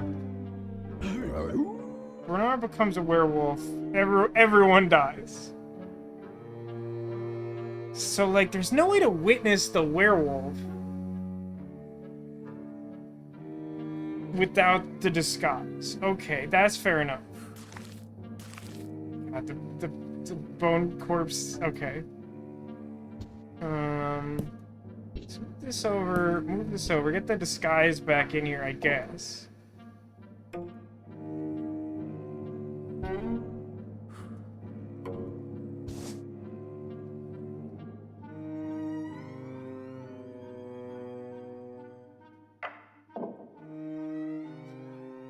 The game seems to suggest the dragon die should be harder than werewolf dying, but, like, maybe I'm just stupid.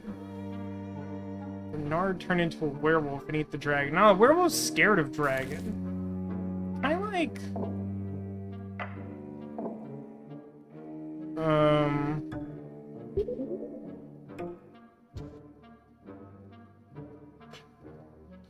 Wait, are you suggesting that the disguise keeps him from...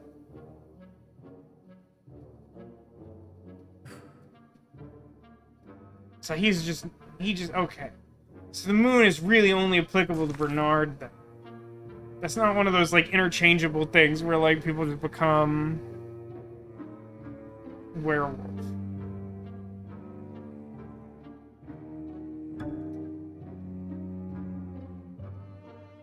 I mean, the problem is just, like, the professor does not seem very helpful.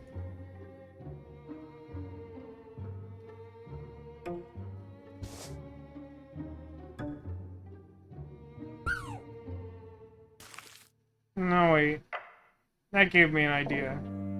If I just, like, not be a dragon anymore, will he give me actual good advice? So he's just so startled by... Okay, that feels... It was a little contrived. Is that, like, a guy asking for help in an animal costume can't convince the guy that he's a guy in an animal costume. You have to spend a whole panel taking your pants off again. And then... shoot him? Okay. That feels like a little contrived, but that's fine. Not sure I love Oedipus being the first one in Chapter 12. Yeah, that's a good point too, Neko. Like, I'm not entirely sure what the professor's doing there when the solution to problem is just try gun. Like, in a world where gun exists and, like, scary thing is trying to eat you, I feel like gun is relatively high on the list of things to just naturally try. I honestly think Professor is one of my least favorite panels we've encountered so far, just because, like, it's not intuitive what he does, and, like, it doesn't feel like it's frequently necessary for the stories it's a part of.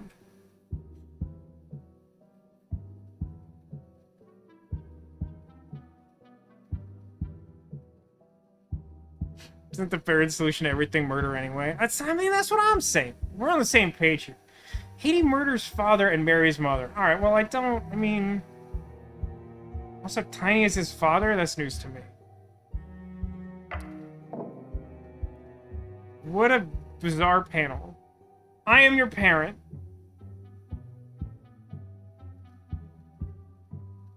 So this is just like a way to establish lineage?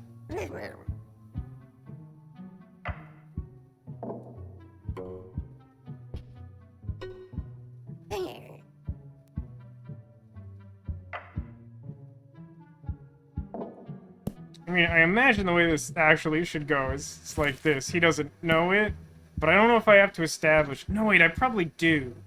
No, I probably do have to establish it. I only do the mother at the end, though. And I don't like that phrasing. I know I just said it. So I am your father. And then he just, like, kills him for some reason? No. How do I...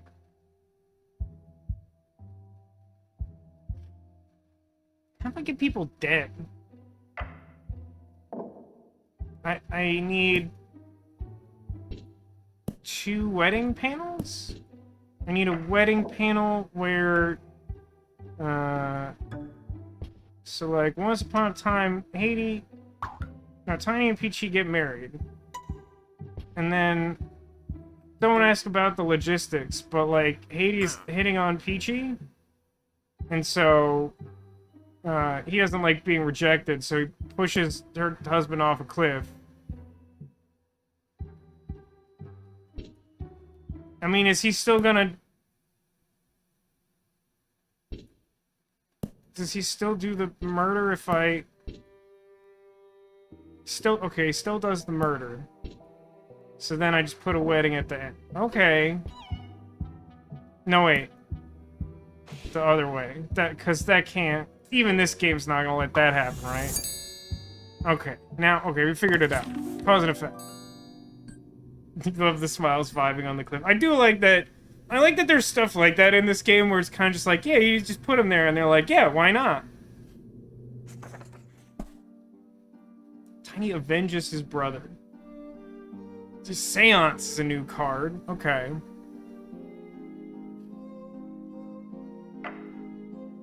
So is a big part of this just establishing a brother?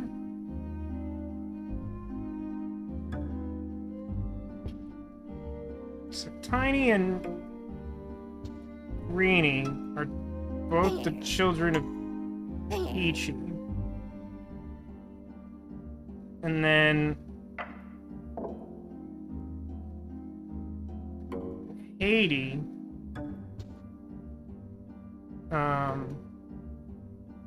Is there some combination of characters who get dead by just hanging out on the cliff, or do I have to establish something? Oh, I guess I could have a fight. So let's have, like, Haiti will probably kill Greenie if they mad. So then via Seance, I guess, Greenie's like, hey, you should know that Haiti killed me. And then fix that right up. I'm your cousin's sister's former roommate. What does that make us? Absolutely nothing. Haiti is murdered by his daughter. The family tree thing is an interesting mechanic. It's not my favorite just because it feels like the main thing it does is, like, take up a bunch of space. It, like, enriches the story a little bit, but it's not as clever as some of the other things.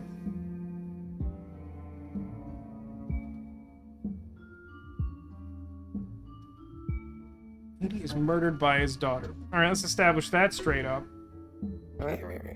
So, Haiti is Peachy's father. Okay, that tracks. And then...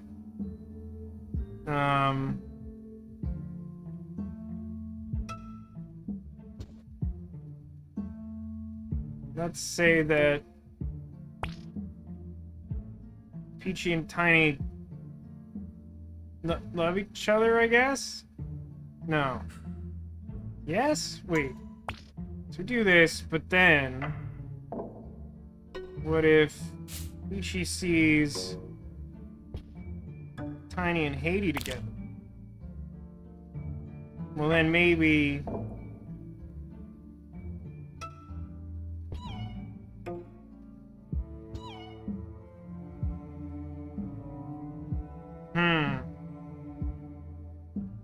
So I think I have to do all this to establish motive for her to kill. I don't think she's gonna kill normal. So let's leave that at the end. But how do I get... how do I make...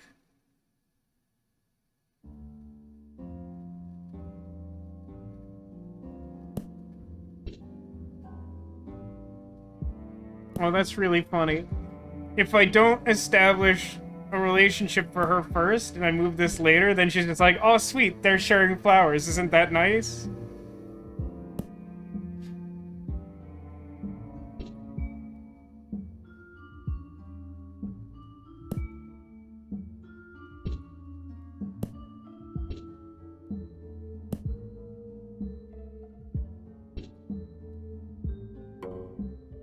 Alright.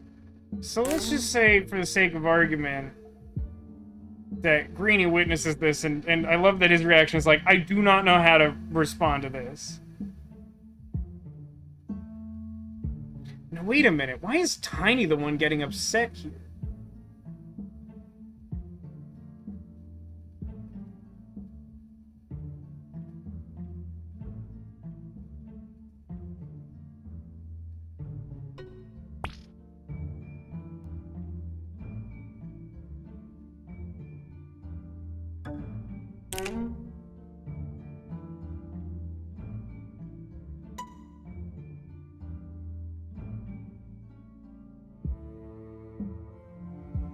It's okay.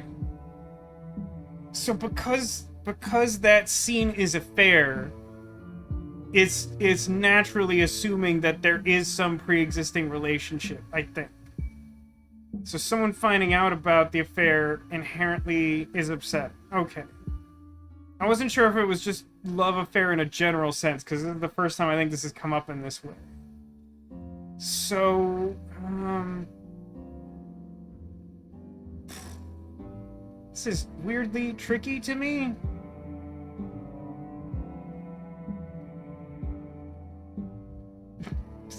Just the expression on Greedy is very funny to me. Like, I don't know, man. I don't know what's going on. So I need...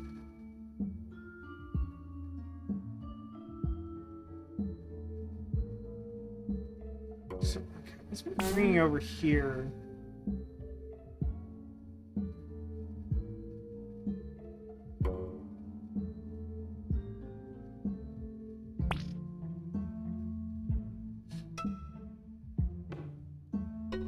Something about this I'm really struggling to grasp here.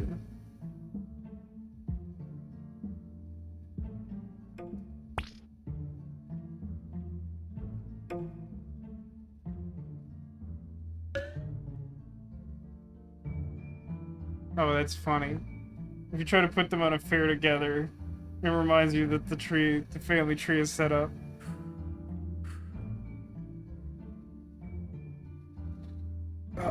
I don't know why this seems so... Like, I feel like it's taking some approach to this that's not intuitive to me, and I don't know what it is. So, I mean, like, someone's gotta die, right? Because otherwise, why is, like, Seance here at all? So, like...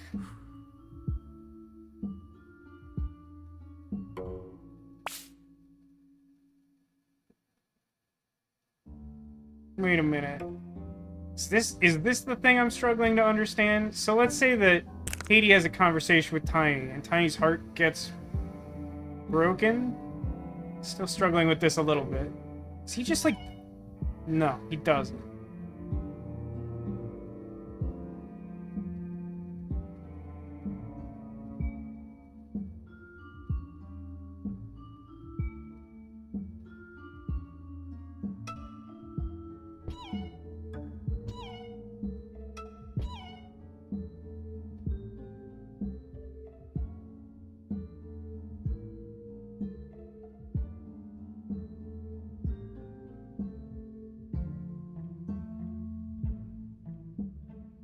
Get someone to kill someone.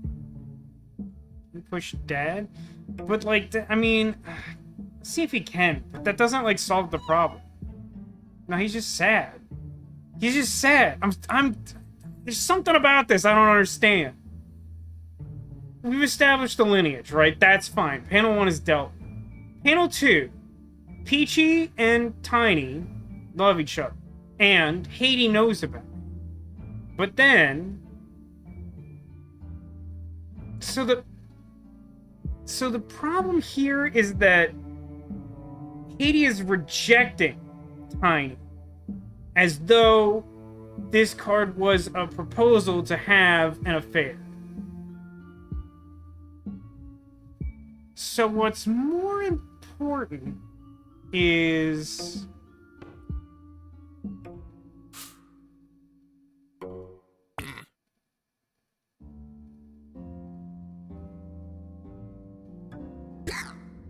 Okay, so now that Haiti has witnessed an affair that involves his daughter, but then a side piece, then he shoves the guy she loves off the cliff. And then he comes back via seance to be like, yo, dad killed me. And then he dies. But he was just protecting. I mean, the only way I got here was doing the hard part first. Woof. The affair card used this way is somehow just really unintuitive to me. I'm not saying that doesn't make sense. It's just, like, not the way I'm thinking about that card. Tiny and Haiti wait forever. This seems like something I would just naturally do.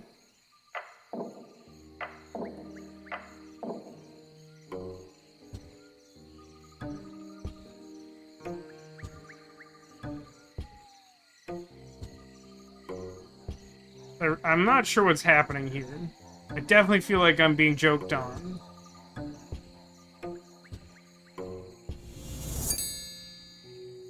Both leave and return.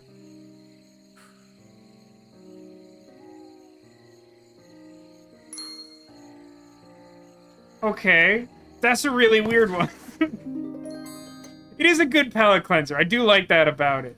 And actually, the game has been fairly consistent about that. I feel like every time I've gotten one that I'm really stuck on, the one right after it is, like, really easy. Which is, like, it's nice. I don't know if it's, like, necessary, but, like, it's nice. Oh, no, it's the final chapter? Really? Okay. Mad husband. Edgar murders his wife. Oh, 8 panels, huh? There's no death here. So because Edgar has to murder his wife, obviously he has to get married to someone. Isabel, sure.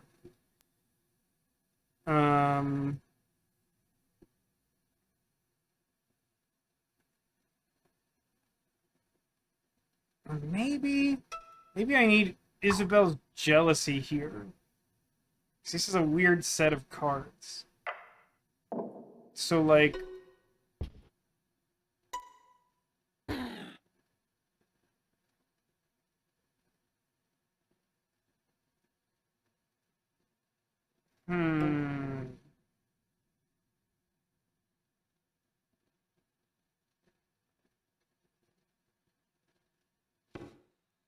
Now, wait a minute. How do I want to do this? So he gets married, and then, like, someone has to get mad. Mad enough to poison wine. But someone has to come back from the dead.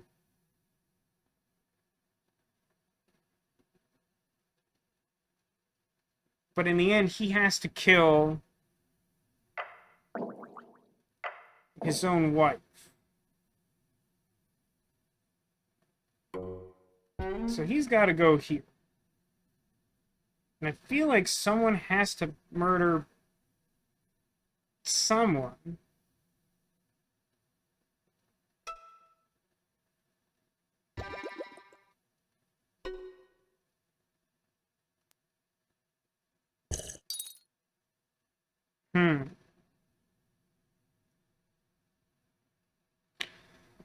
Yeah, someone's gotta die first. What's the obvious cause and effect here I'm missing? So how is it that he would end up... He just remarries, and then... Okay, yeah. He remarries...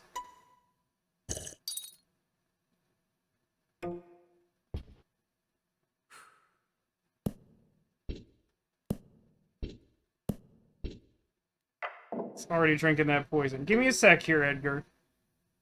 So, like, well, no. Her heart is broken. So she's gotta be... there, huh? This is... I feel like he has to marry whoever kills his first wife. Which means that the second wife should probably be Isabel because she's more inclined to do a murder. But how is it that I get them...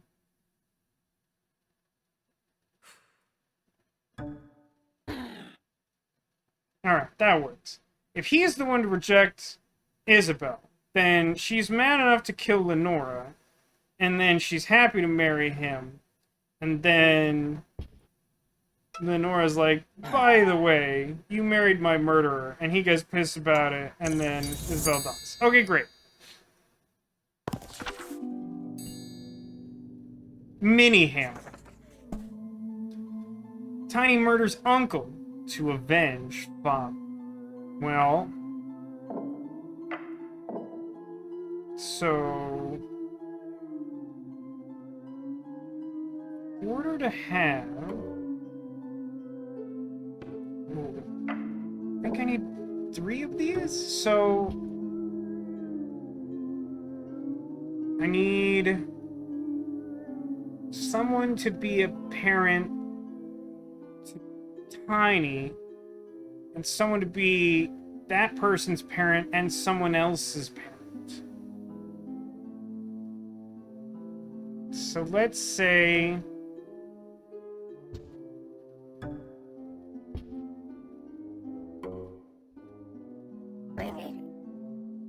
So Greenie is Tiny's father.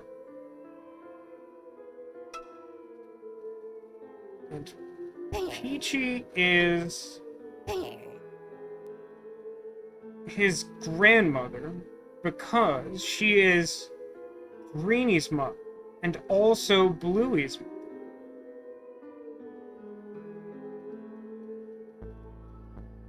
That's already a lot of spaces. How do I, oh no, wait a minute. No, I need... Well, no, maybe I don't.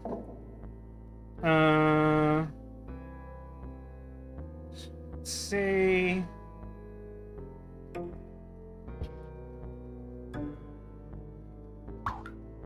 Greenie and Haiti are in love. Delightful. Then...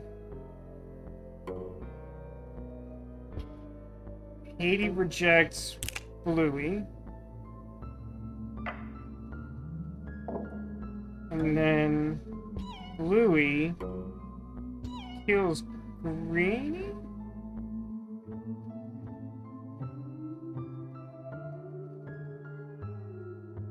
Is Haiti the only one of these dwarves that's gonna do a murder?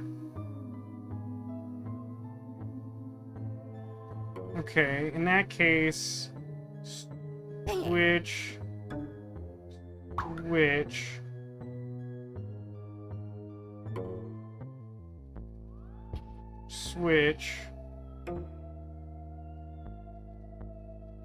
Switch. And finally, switch. Okay. Now, via seance, Greenie tells Tiny what happened. And then Tiny kills Haiti. Okay. Supposedly 2 more. Duke shoots detective to avoid prison. Okay. Wow. Why's the king here? Duke shoots detective to avoid prison. So let's think about this. One thing we know for sure, Duke loved gun.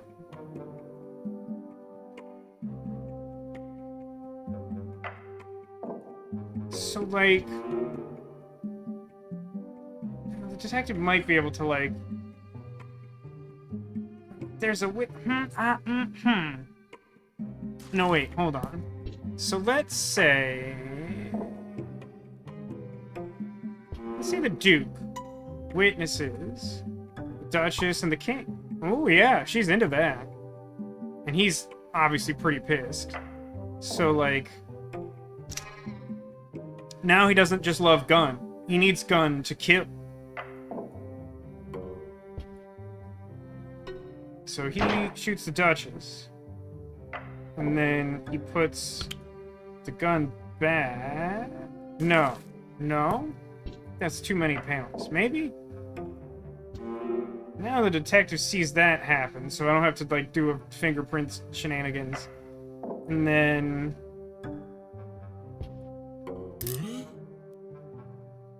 Ooh. So even though he didn't put the gun back, he's still caught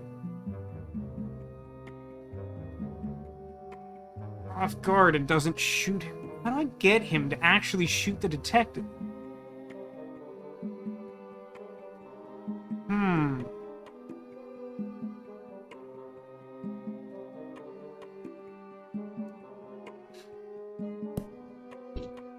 what if he...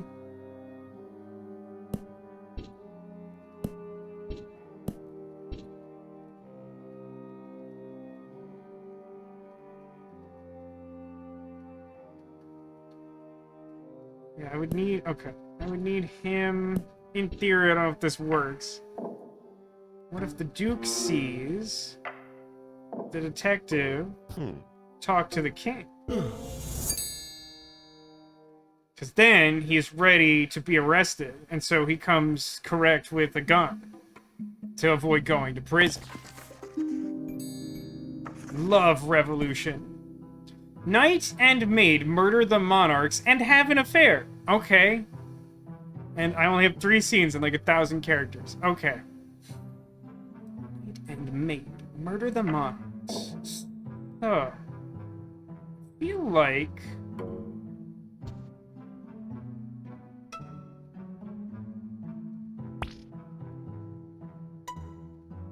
I feel like I want the queen to be mad. Might be wrong.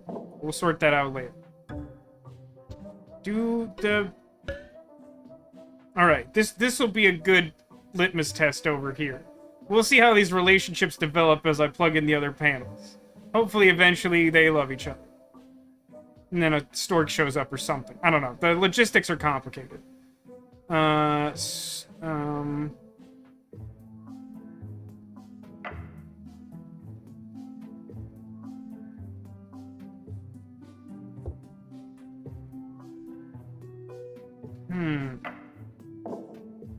Is that enough for the queen to kill the king?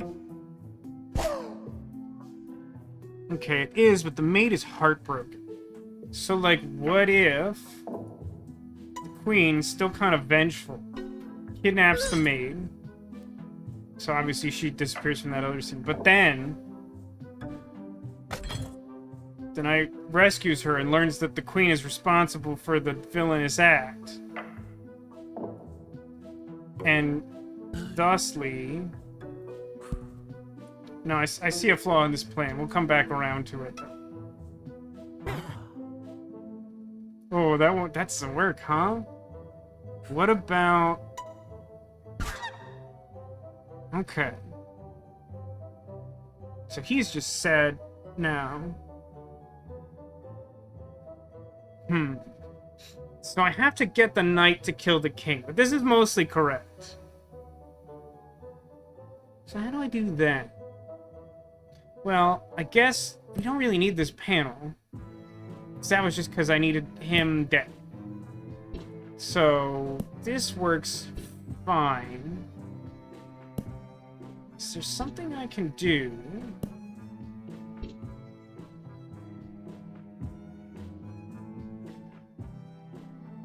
How do I motivate him to kill the king? Let's plop this stuff. Oh, hey, now they're having an affair. That's a plus. But the king needs to die, and I'm pretty sure the knight specifically needs to do it. So get rid of her.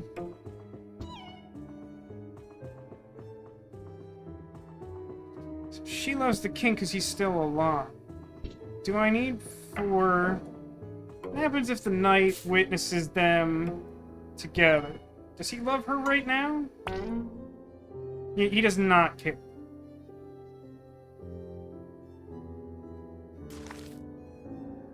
So, like... I think they're both just sad. So, like, what if the king, for some inexplicable reason, kidnaps the knight? No. That does not matter.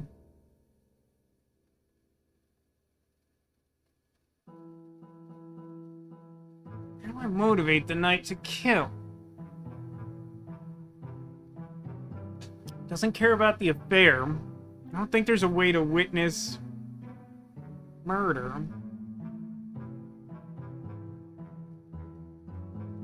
I mean, does he...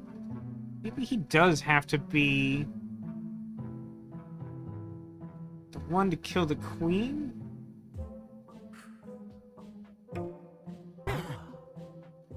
Nah, he just won't do it because he loves her. So she should do that, and then he should kill the king. How do I get there?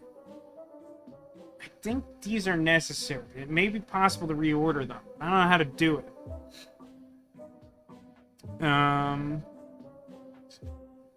This. Oh, wait a minute.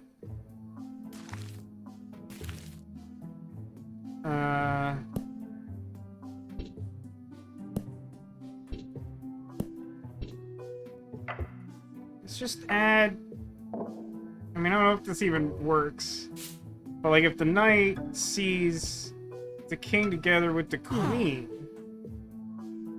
That does not motivate him to kill, huh? Oh, no, because she's mad right now. I gotta put that one first? She gets mad later. So he's broken-hearted. But that doesn't motivate him to kill.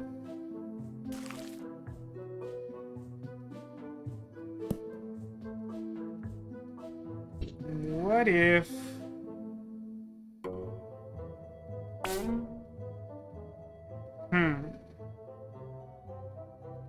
Is there a way to have the knight tell the queen about this? Nah, she's just devoted to the king.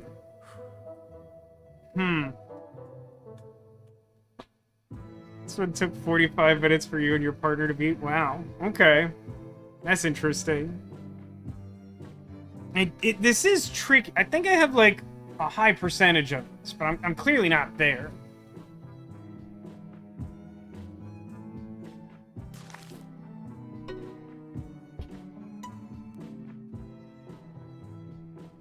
Oh, I see. I see why this got weird. Put the queen back in here. And then the kidnapping is allowed to happen. It's all about motivation. What is the thing that would motivate knight to kill king? It's not obvious to me. I mean, I don't think anyone... Well, hang on. I do know that there's, like, a way to...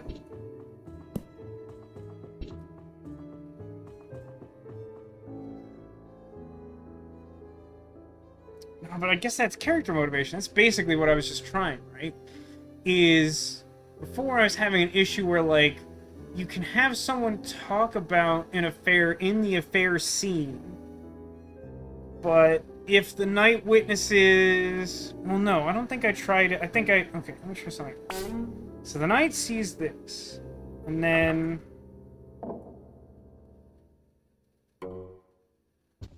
What if he tells the queen about it? No, that is just a rejection. I think that is what I did. Okay.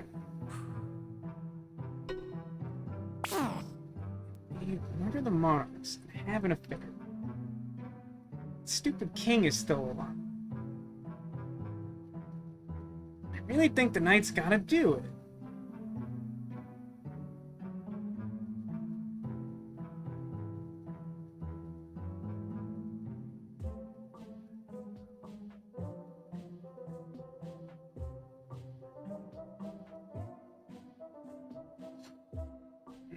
Let's think about this. If I was gonna... If the motivation has something to do with kidnapping, it would take up both of the panels I haven't used yet. That doesn't seem very likely. Where would I put them? Because, like, no one else is really motivated to kidnap. The queen doesn't even get motivated to kidnap until she knows about the affair.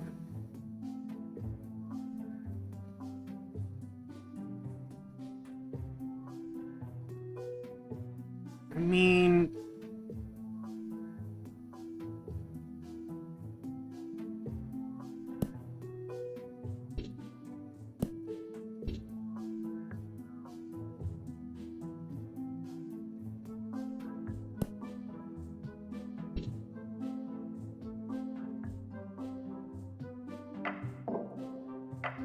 Pretty sure this is nothing, but like... Anyone who would currently kidnap him under any circumstance? Right, she did. So if... Here's a thought. If we... So before the maid gets rescued,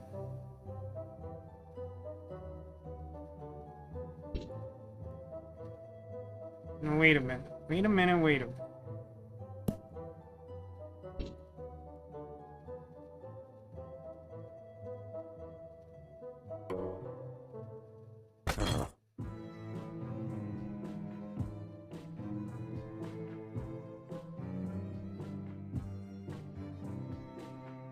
So the king rescues the maid, but then the queen kidnaps the maid again?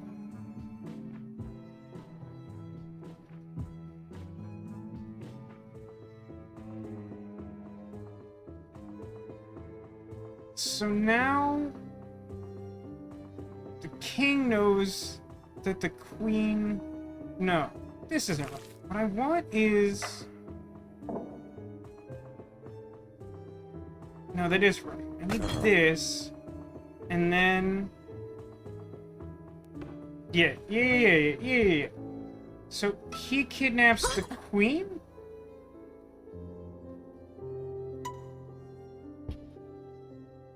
And then she pushes the queen.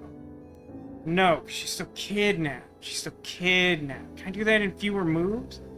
So the queen gets motivated to do bad because she sees the affair happen. So she kidnaps the maid. Then the king rescues the maid, which motivates him to kidnap the queen. But then I need to free the... Wait, where are you here? No reason. No reason is the reason.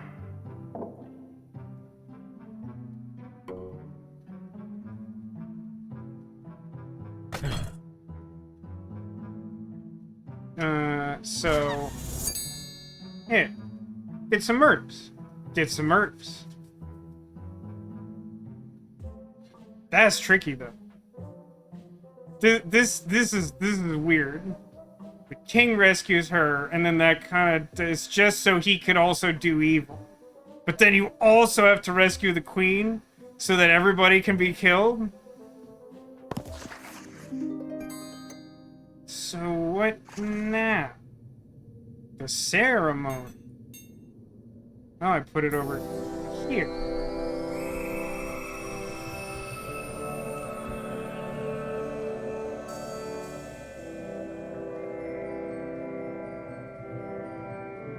Shadow of crown? Oh, I see, because it's the light projecting, like the crown's on my head and I'm looking down on the book. And now it reacts to me looking around, because of the implication. Epilogue. Marvelous! Throughout these pages you created tales of love, ambition, intrigue, and vengeance. You've proven yourself worthy of the crown and the title of Storyteller. Now it is time to close the book. Ponder about the possibilities of the future. Fill the pages of your own story. Is there not... Library of Babel. Storyteller, Tome 1.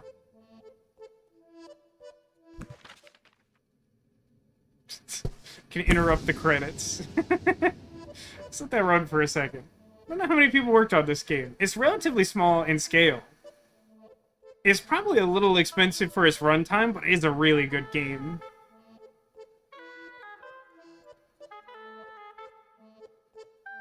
Now music seems very quiet. But that's also partially because I set my own headphones volume to like 50% of what it normally is, so I wasn't distracted. This game is extremely loud for no reason.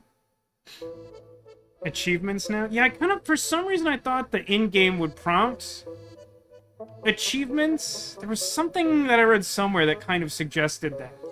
Not like outright, but it was sort of like, oh, like, it takes like a little bit longer to do like optional stuff. But somehow it was phrased in a way that made me... Okay, it just loops after that.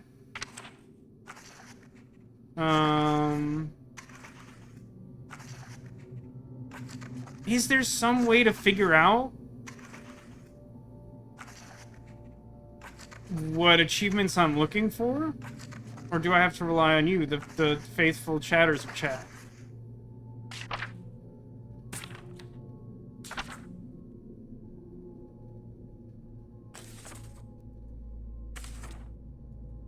Steam overlay. What? There's like a hotkey for that, right? It's something I did once accidentally and vowed never again. How do I do that?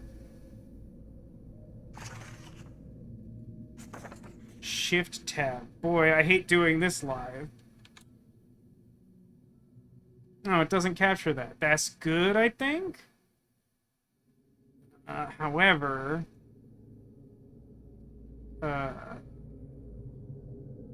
this is not extremely helpful. My achievements are 4 out of 11. I need... Mutual Ghost Fright. Werther. Gotha. Sorrows of Young Werther. Do not know what that refers to. Professor cries. Dragon gets arrested. Maid murders knight. Drinking martini. I want to do drinking martini. I feel like I was close to accidentally doing that. Shift tab. What a cursed button combination. That's not an exhaustive list. If someone wants to try and make that more convenient, I could do it. So, I need something with the butler and, like, multiple people. So the butler stuff is mostly, like, in the middle, right? This is kind of a lot of folks.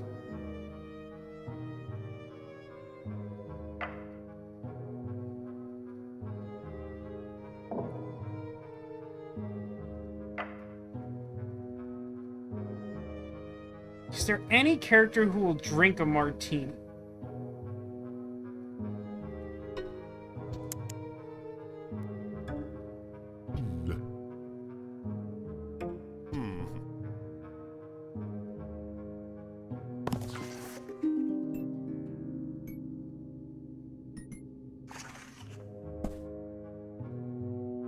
What are other characters that might drink a martini?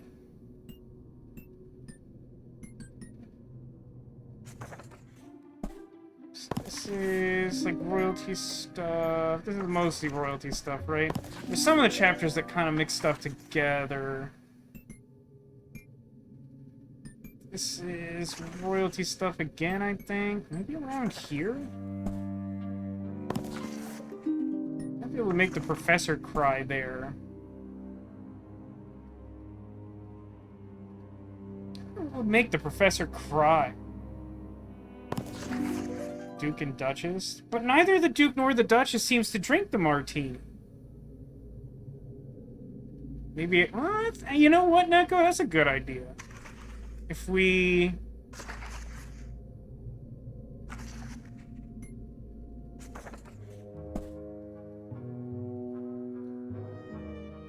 So let's say that... Well, hang on. Isn't the only person who could be motivated to kill the butler? Why would anyone accept a drink from him after seeing a body? There's no scene... The only scene that lets you see a body is witnessing the crime itself or something. Did I order all the drinks? No, that's true. I don't think I've seen that either. That might be a good starting. So, like, ballroom, ballroom, ballroom, ballroom. And then I think I probably, in theory, just want, like, the same character over and over. Oh, no, I have, I think. It looks like it loops after the beer.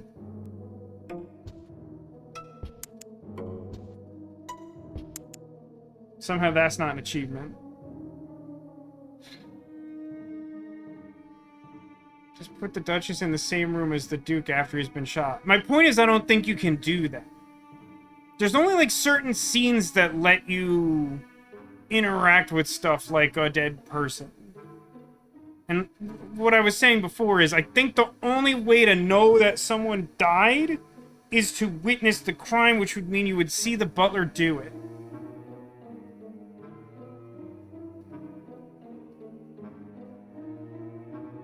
So, I mean, I guess the long and short of this is, like... At least in theory, I probably don't need more drink interactions than this, because this gets martini. I guess I could try... I think I've basically done this, but if he just keeps trying... Oh no, I actually only need one, because when she sends him away again, it's with the beer. Okay, so... Martini... Martini again, and that'll just make him get a different drink.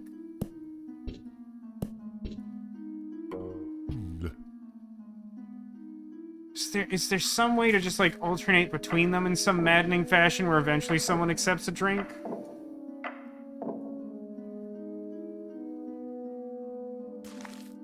Actually, wait a minute. No, they don't need to see the body, right? So he comes back. He's got martini. Let's toss him down here for a second. That's not what I want. You get the gun. And you... shoot the Duke. And then you put the gun back. No, she's too sad to drink. She's too sad to drink. Does that work in reverse?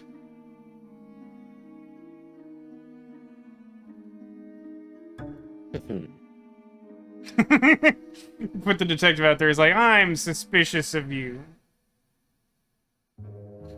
Like, that's just right after Duke is shot.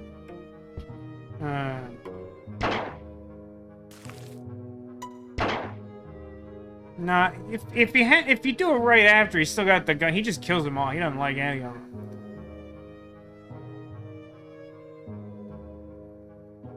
I would have. Do you really think a witness would? So let's say switch this. So she sees him get shot. He puts the gun back so he doesn't just outright kill her. And then he comes back with the martini.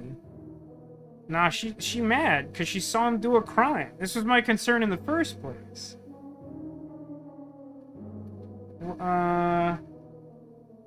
If instead of that,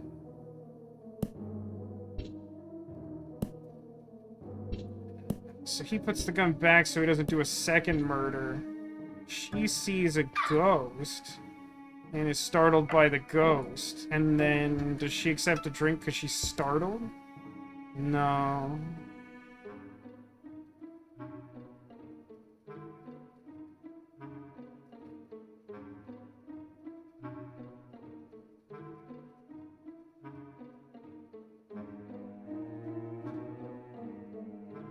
Look, I don't drink alcohol, so it's hard for me to gauge this. Is that normal? I feel like a lot of people would drink in this situation.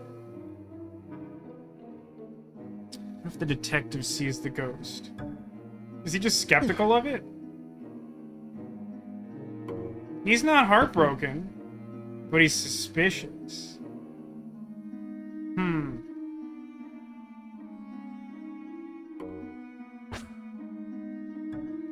He won't just outright shoot the detective for no reason.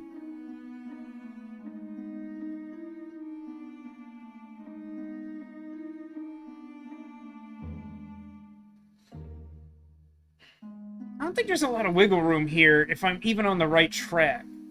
He comes with wine, he gets told to bring martini. I need someone to drink the martini, so that kind of has to happen.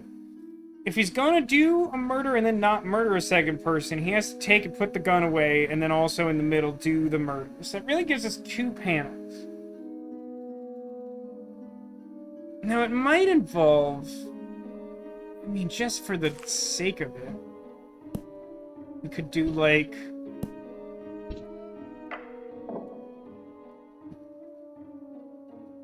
What if the detective sees the murder...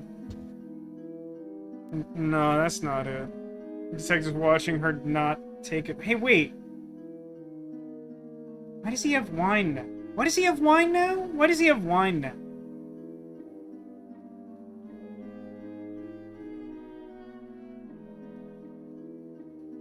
Maybe the ghost drinks. I'm skeptical of that.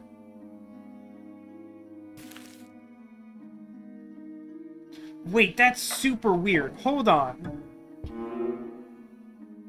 If the detective sees the murder, it resets the drink order? Why is that true? What's like literally the logic behind this? If the detective doesn't see the murder, then he has a martini. But if the detective sees the murder, he has wine. Why is that true?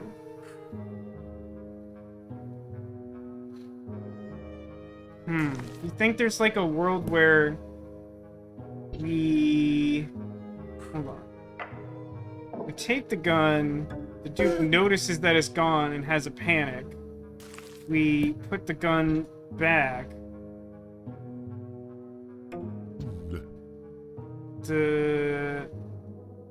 He sees that it's back and he's relieved enough to drink? No, that's not that.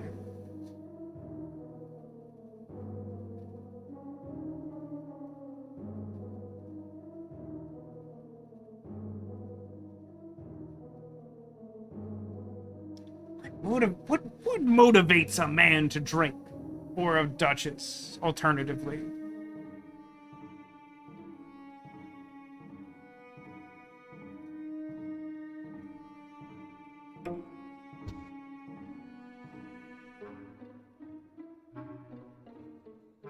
I don't think there's literally enough space for the Duke to notice the gun is missing, for it to be put back so fingerprints could be found, and also to get the correct drink order.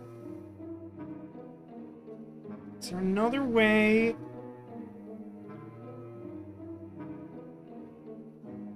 I mean, we could do like...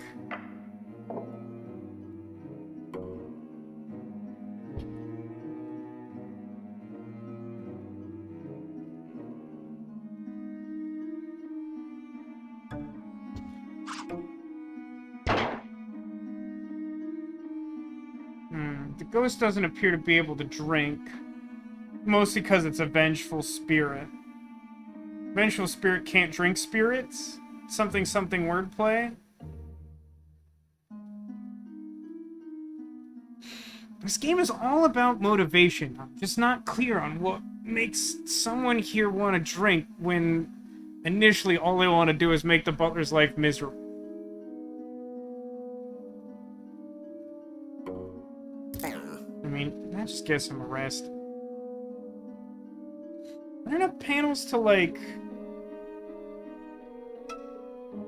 The Duchess gets shot, changing her drink order, which seems like a very sensible reaction.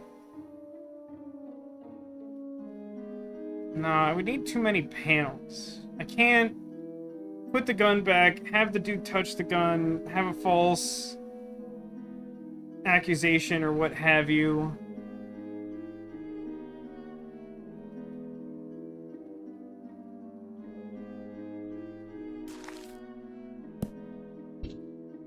Okay. So if he sees that the gun is missing, he's just suspicious of it. If the butler puts the gun back first, that's not sufficiently unsuspicious enough for him to drink. Also, it's changed the drink order again. Why? What is it about the presence of the detective that changes the drink order? The Duchess witnesses the butler picking up the gun, but he doesn't shoot anyone. Then he offers her a drink. Well.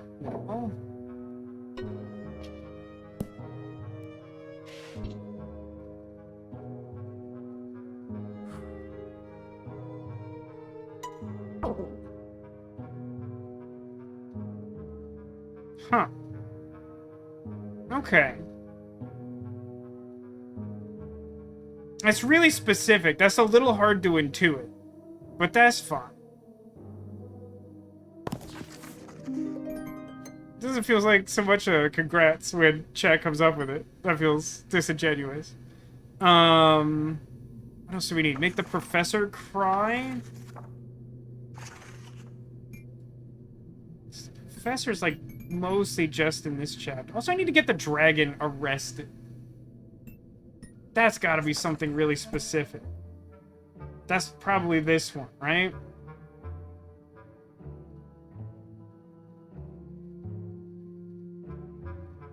The logic of this is still so bizarre.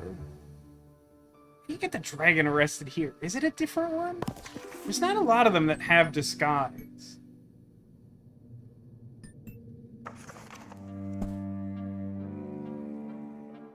And this one doesn't have the detective.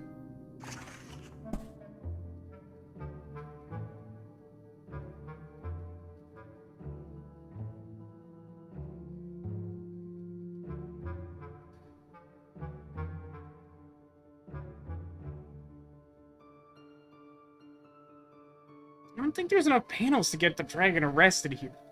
There's also not like a crime to get him arrested for?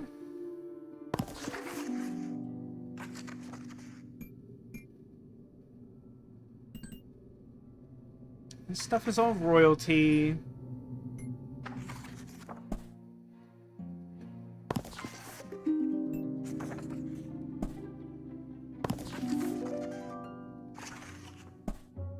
Is there a table of contents where I can search for specific elements in a chapter? I think not, but that'd be like a nice feature. This is...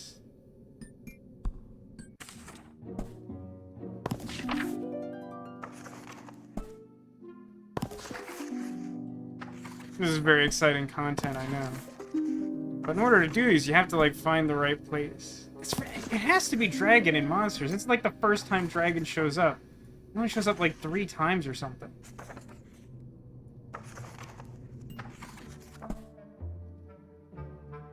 I get dragon arrested.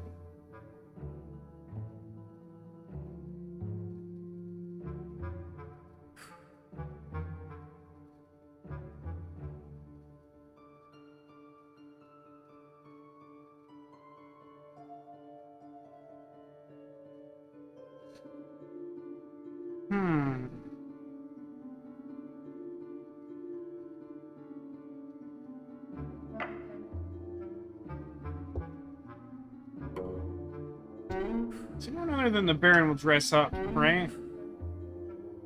This limits your options. Like, the way this story is set up now is basically just like everyone stares at each other and the story ends. It's a really good story.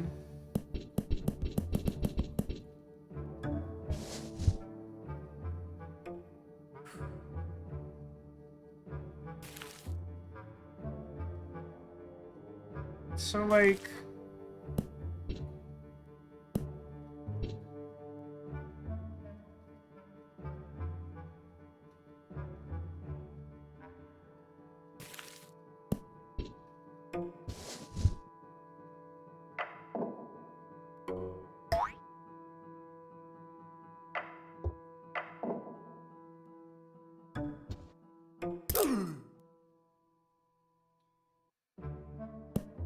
So the queen doesn't have to be involved? Is that what I'm getting here?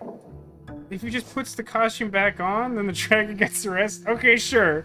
That's weird. I don't know why any of this one works this way. It's very peculiar. What else did we have? Is it shift tab? Shift tab. Okay.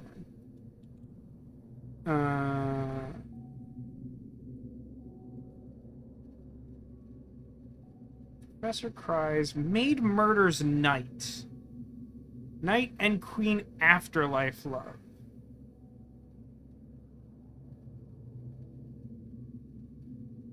Mutual ghost fright. God, some of those are vague. I don't know which one you'd necessarily have to go to. And Werther's a tricky one, because like it's some sort of reference I do not understand. The image has something to do with poison. But I don't know who Wolfgang von Goethe is. Maybe I should, but I don't. Maid murders knight. Knight and queen afterlife love. Professor cries. Werther, mutual ghost fright. Mutual ghost fright. Feels like that could be a lot of them. I feel like it's probably something early on.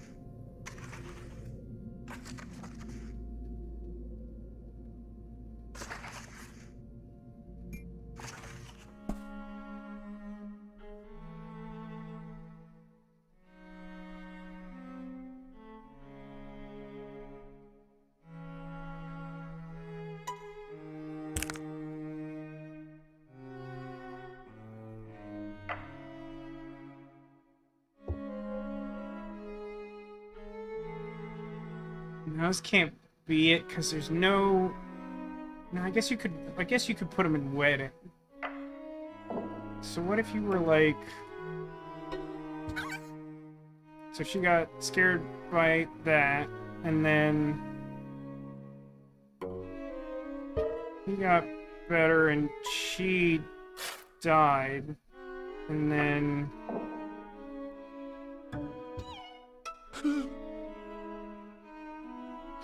So mutual ghost fright then, if that doesn't trigger it, implies that two ghosts have to frighten each other at the same time?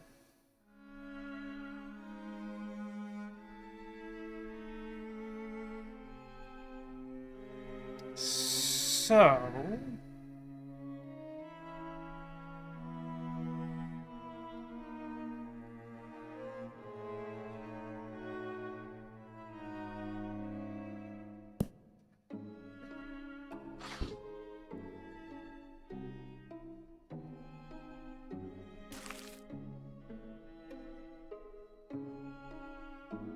Right.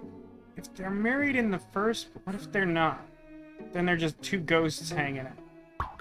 So I need something specific then, in order to get... So this is... fairy tale stuff. It's not ghosts.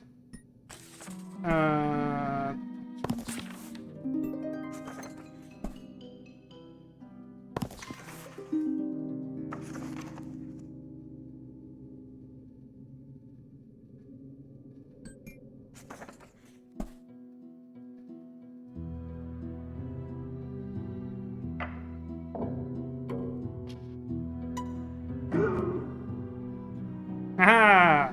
Got there. Just put two people who were killed under surprising circumstances to look at each other as ghosts. Okay, Professor cries.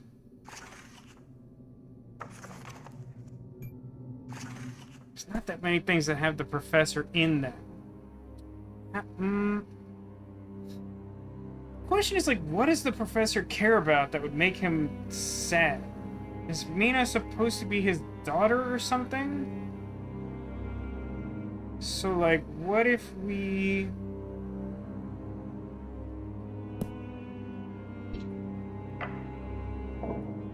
Let's put John and Mina together and she becomes a vampire. Nah, he just garlics that off.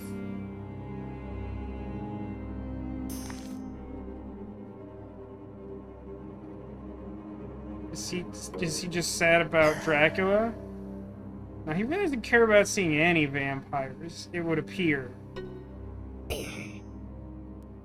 So maybe it's a different one.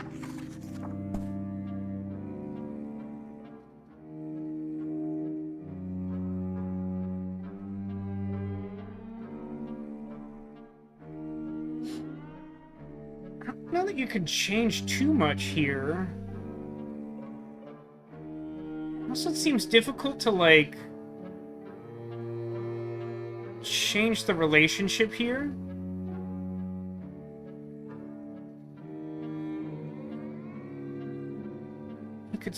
Dracula could speak to her, she could kill, and then she could die? Huh.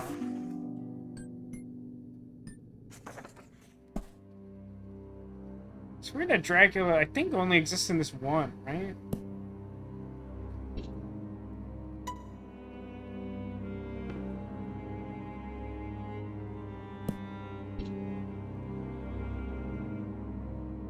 I mean,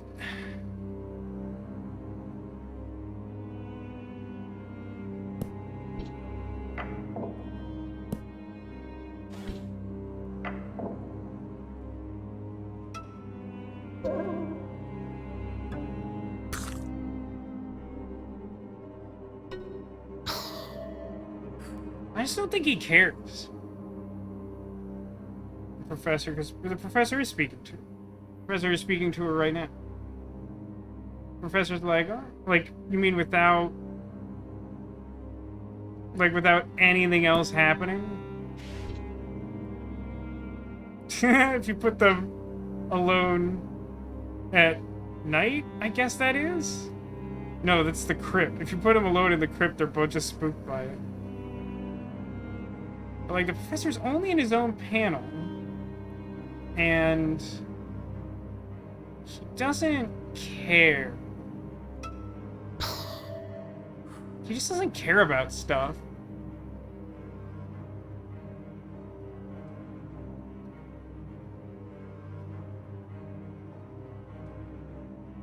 I mean, I don't...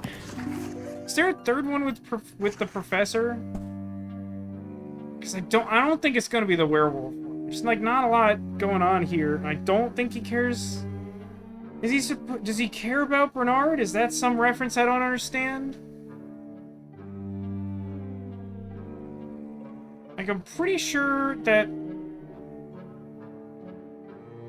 I mean, if you just take the Baron out of here, everyone just... Oh my god. When a character is eaten by the werewolf, you could just put their, like, horrible, like, meat bone body just in a scene casually. That's so... so upsetting.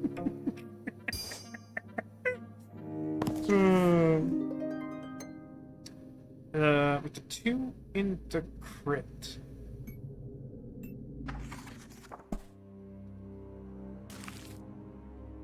So you think this is somehow integral to establishing... Does he care more about John? Like, the thing is, like, any vampire he sees, he just uses garlic on, he doesn't care about it. Even if it's, like, maybe a loved one or something. If you...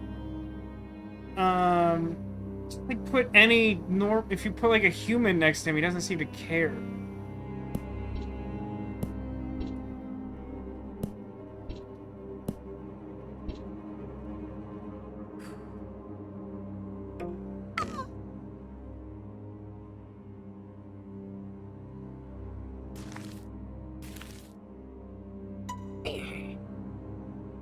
That just gives instructions to kill Dracula.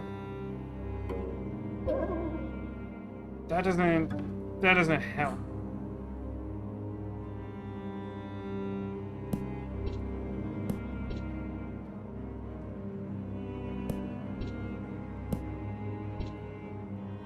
Like, night?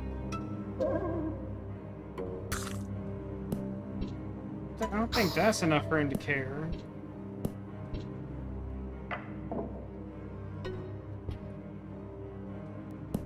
We basically already tried...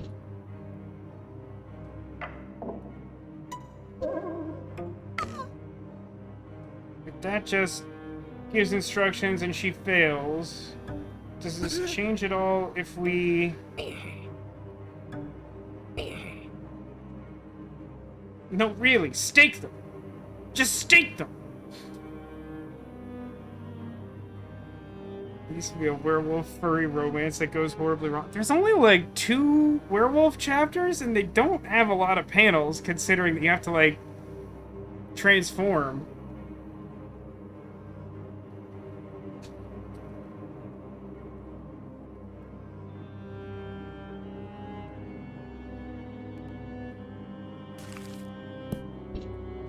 Does...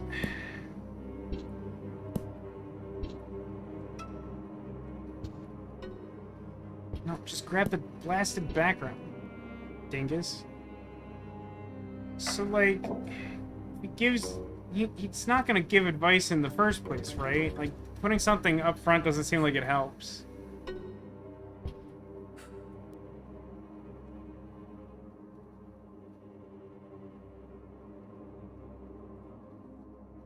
Nina and John both asked for help. Turn up dead. That's interesting. But would that not...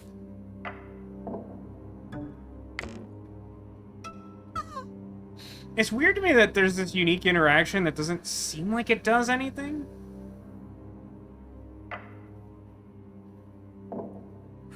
So I guess...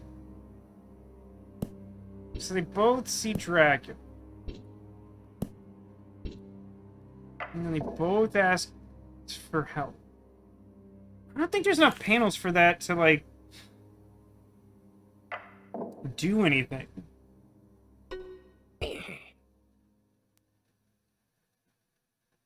I mean, maybe it's, like, metaphorical. Maybe...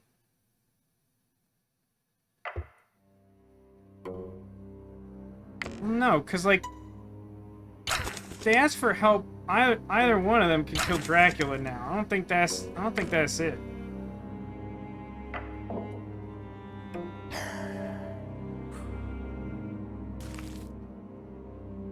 I don't think that could be anything. Like, someone has to die. I don't think there's a way to get, like...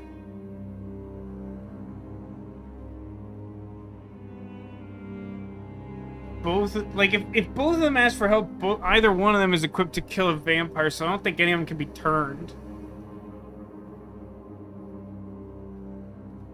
I mean, like, one killing the other is, like, what we had, like, to begin with. He didn't seem to care about that.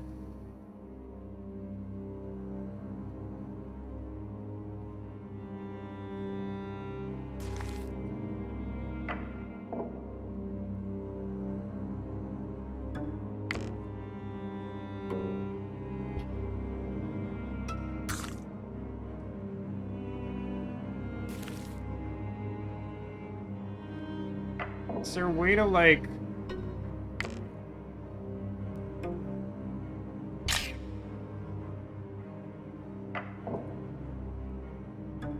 Whoops, I killed Mina? I mean, he doesn't like that, but he's not sad. That's definitely the closest he's come to having an emotion. Does it change anything to, like...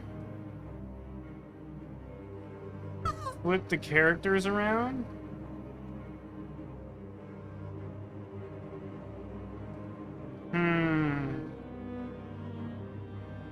What if we...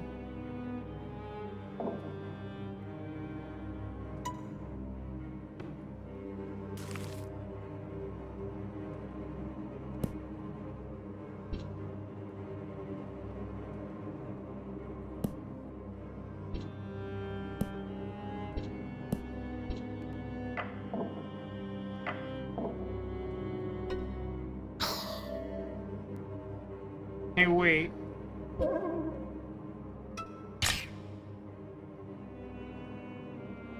That's weird. I guess seeing it is worse than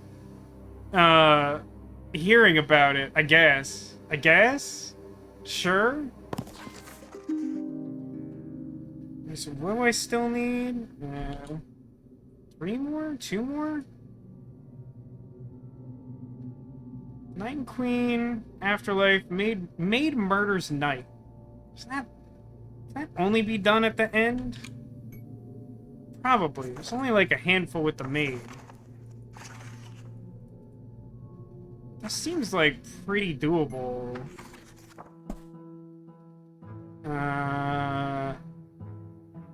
Maid murders Night. Although, it's another question of motivation. In order to get the Maid to kill the Knight, he would have to pose some sort of obstacle to the king, right? Yeah, I mean, like, considering that, like, the way this game presents, like, a slain vampires, like a giant stone statue, it's pretty wild to think that someone brought the statue all the way there. That is true. That's true.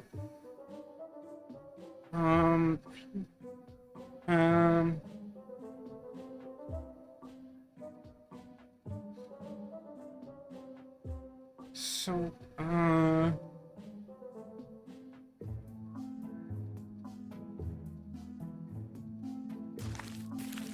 just gonna have to clear the whole thing, I think, in order to get the motivation I want. I think it's gonna take a lot of doing.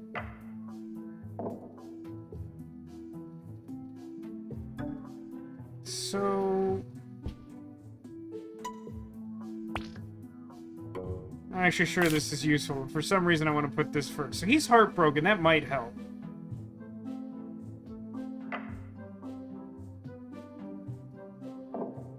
I don't think he would kidnap the king, though. I don't think that's... Yeah, he's pretty chill about that. So if we...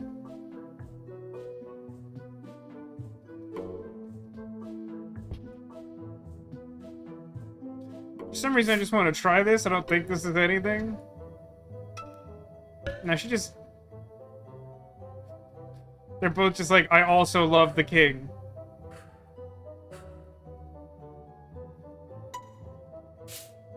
Feels like this has to be part of it.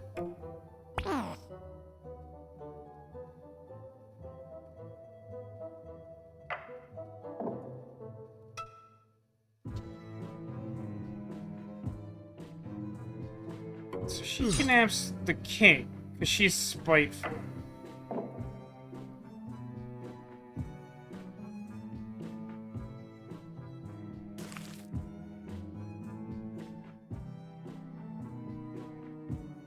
Then...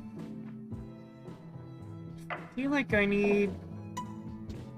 Here, we'll keep this last page litmus test. So, we gotta do something to get her to push him off the cliff, so they have to end with the two of them on the cliff. I feel like I need to somehow get...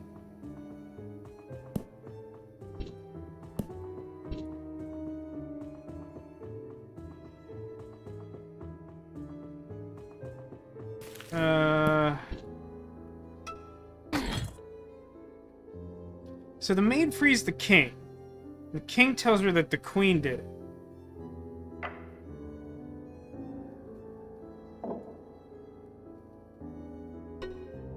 She kills the queen. But is there some way for him to find out that she did that?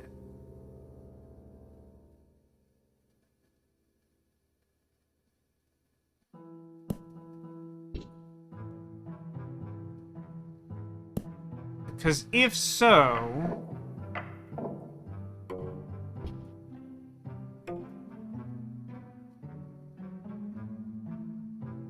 No, wait a minute. I'm relatively close. I think. So, we set this up such that the king kills the queen. We need to find a way to motivate... to, like, inform the knight that that happened. So he'll kidnap the king. And then, when the maid frees the king, she'll be mad enough at the knight to kill him. And the only way to get the king to kill the queen is by having the queen kidnap him first. The only way to do that... So, like, I just need one... I think I'm one panel off here.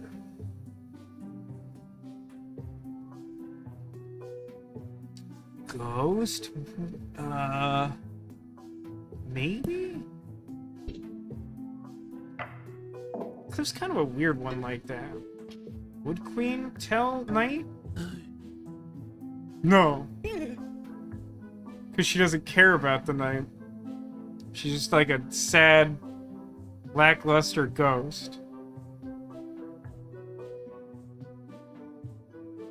Maybe if there was some way...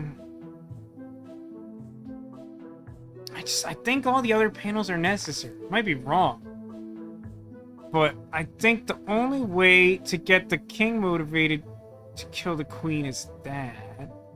The only way to motivate the knight to do something bad has to do with the queen's death.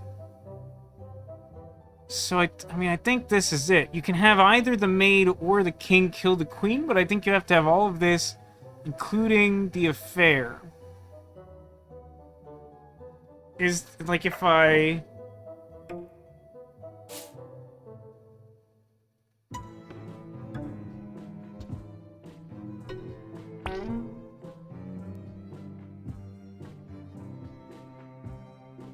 What if I put him seeing the affair up front, Does that somehow change the order of operations? I don't think so. Even though he kills the queen, there's just... How do I get him to notice? How do I get him to notice that the queen got murdered? How do I do that?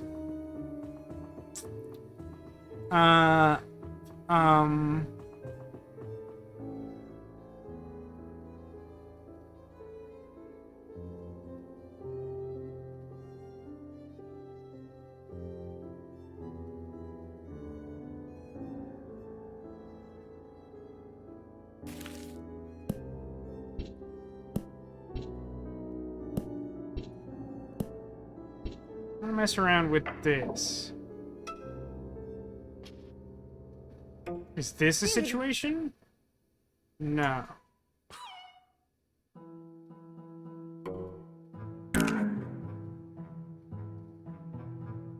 What? What is the king representing here? I'm just genuinely curious what that's supposed to represent. So the king and the knight are hanging out. Oh, the king only likes women. That's what he's saying. Yeah.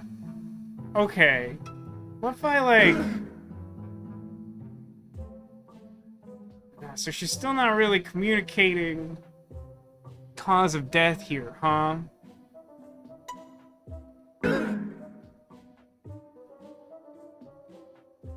This feels close. But she's not a particularly helpful haunt.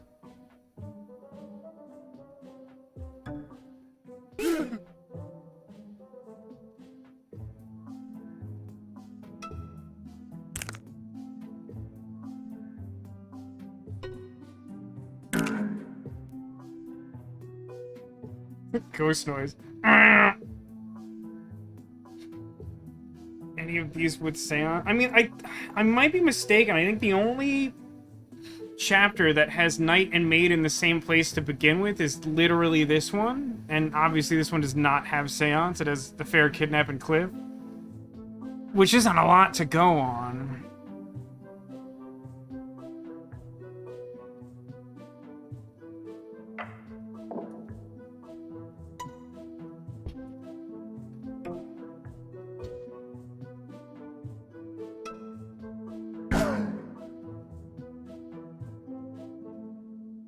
What if...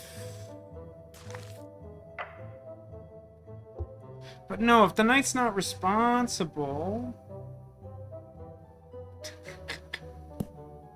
If I could get the knight to kidnap the king in the first place, maybe I could do mistaken identity? That feels harder than what I was already trying to do.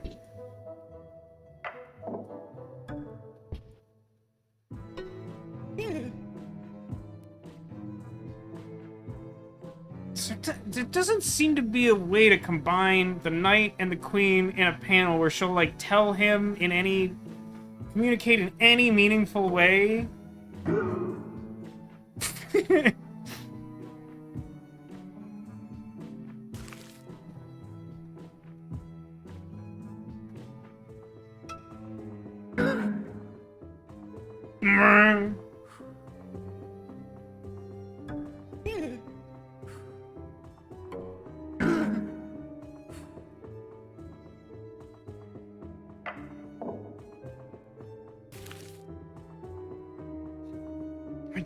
I think I'm close, but I have no idea what to do with the last panel. Maybe I brute force this?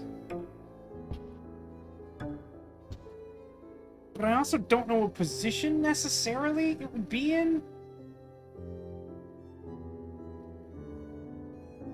What if we...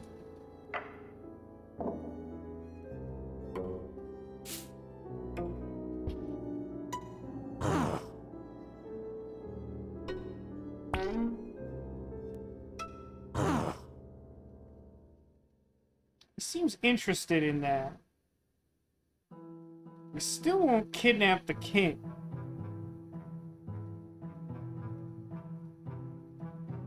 Is there...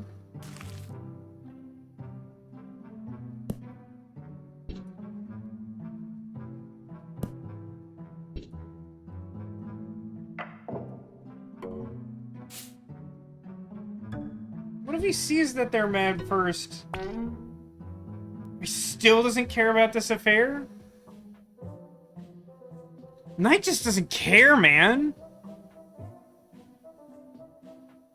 Knight murder king made mad. Literally all I've been trying to do is get the knight to murder the king. I don't know if that's not clear. That's literally the single, only solitary thing I've been trying to do. The problem is that the knight doesn't care about anything. He wants to marry the queen, but I can't get him to pay attention to the fact that the king did the murder enough to do any crimes. He just doesn't care.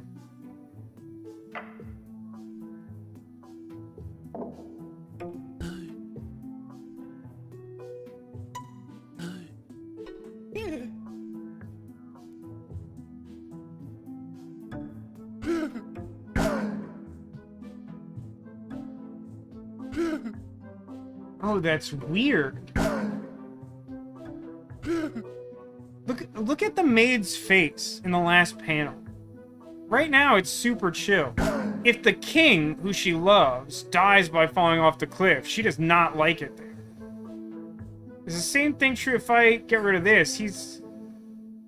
No, Knight still does not like that, huh?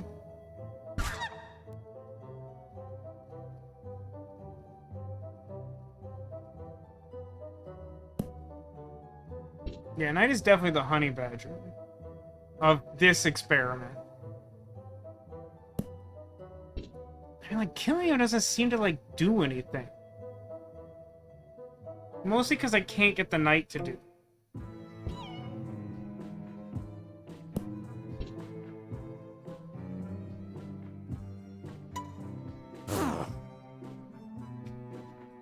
She's mad about that.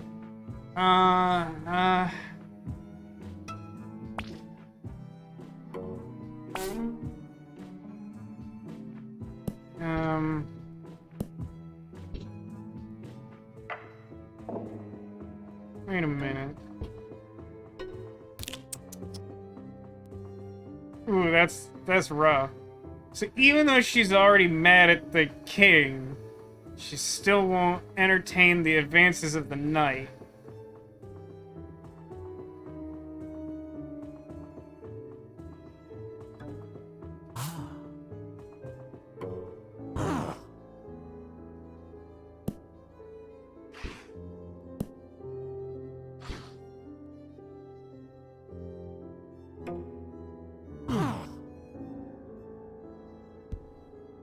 This will be the very beginning.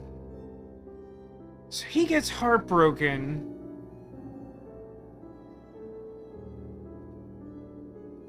But heartbreak does not motivate him to kill.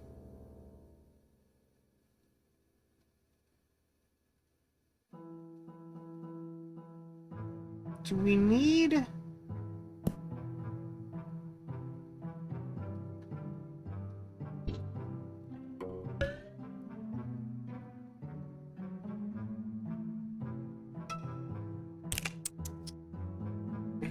She just does not like this guy. No, there's only two positions. The only one of these that has three positions is the affair, where one person can see two other people having the affair. There's no easy way to have someone, like, witness a cliff murder. Or we would have been done, like, 20 minutes ago, probably.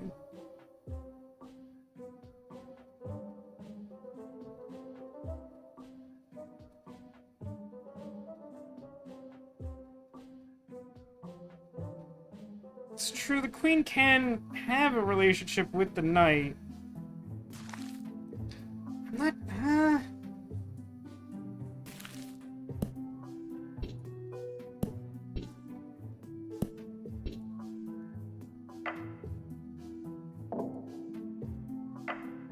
This is pretty similar to what we had in the first place, isn't it? Kidnaps her. Oh.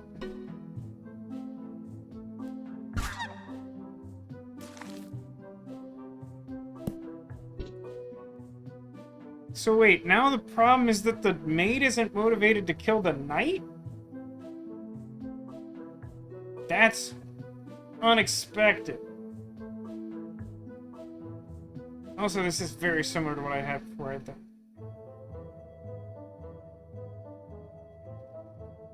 Well,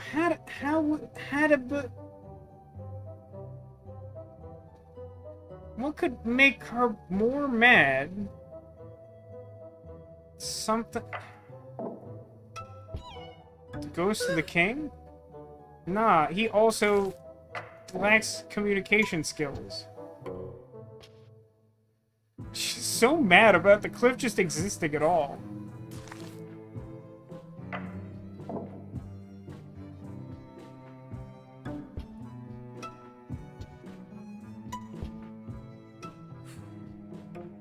There should be a version of this game with just like 80 panels. We just have this huge, complicated if-then relationship for days. Ah, jeez. So in order to motivate the king to do crimes, we have to motivate the queen to do crimes. Now, it could be the case...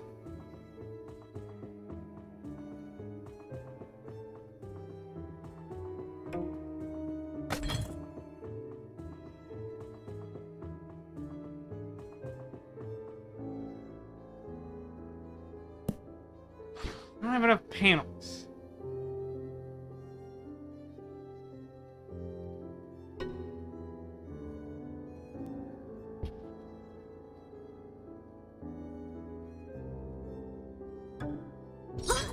Yeah, the king has to do the kidnapping, or else the knight won't kill him.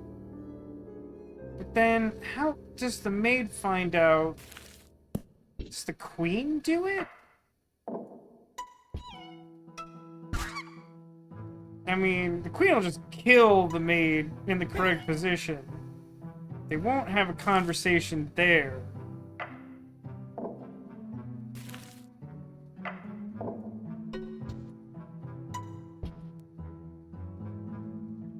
The maid won't kidnap the queen?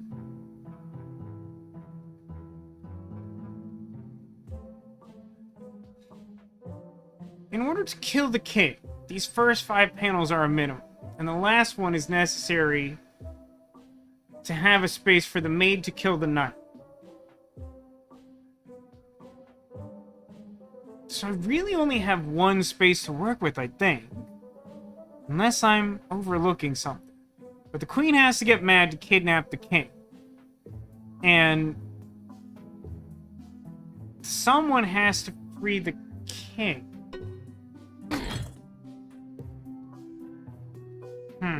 That doesn't help them.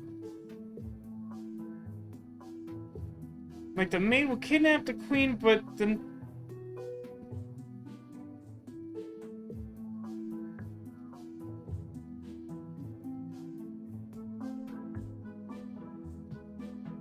Wait a minute, though. There's like a lot of kidnapping going on. There it is. There it is. You don't murder the king. You don't murder the king. You subject him to a fate worse than death, which is 1 comic book panel's worth of imprisonment.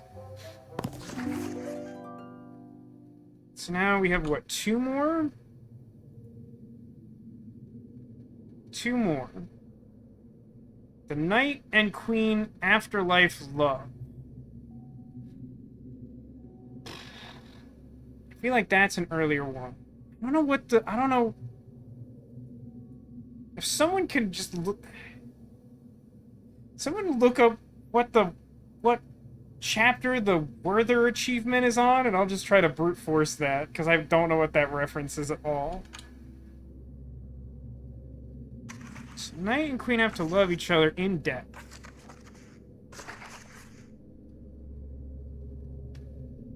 Is that around here? Execution stuff's a little later, right?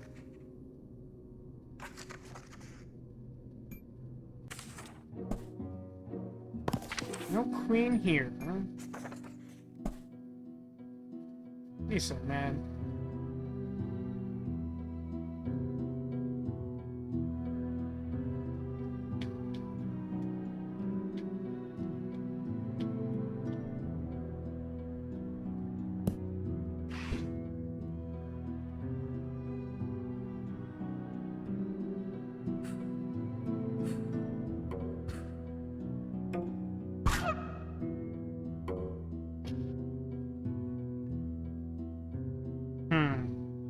probably can't be this one. I need, like, the queen and marriage together? This doesn't kill anyone, so that can't be it. So no deaths here, so that can't be it. Is there any earlier... No, that's like the butler and the fairy tale and all the earlier stuff is like Edgar Allan Poe stuff. So probably intrigue is the first stuff with the queen. The next segment is butler stuff. Now we're back to the queen again. So there's no... I think I need like a marriage or something?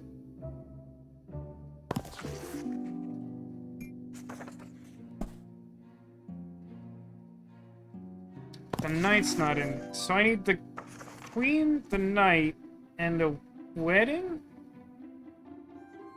This could do it, I think.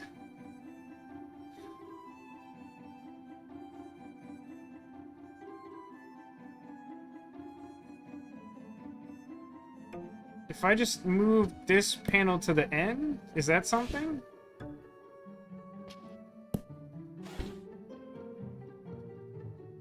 Well, that's quite straightforward, frankly. Alright, that leaves me with just Werther?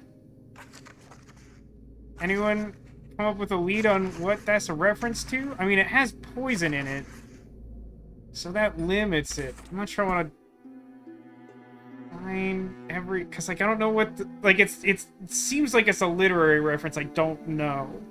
Which makes it difficult to guess what the goal is. So if I could at least know where to start, that would help.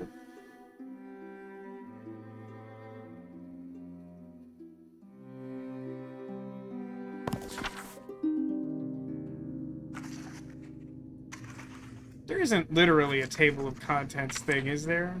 I don't think so. Nah.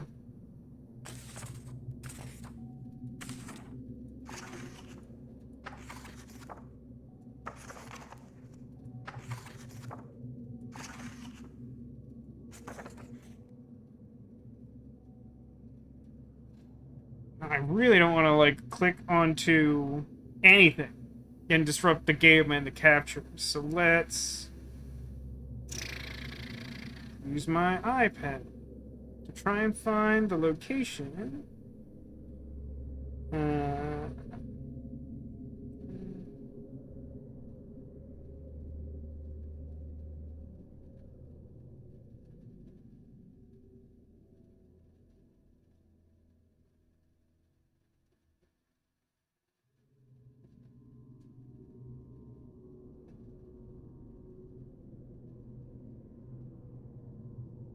Or one? Any level with poison and 2 females. I think I saw something that suggested 4-1. Let's look at 4-1. Nope, not that. Not enough women. This could work, maybe. Oh, gross. Is it 2 girls, 1 cup of poison?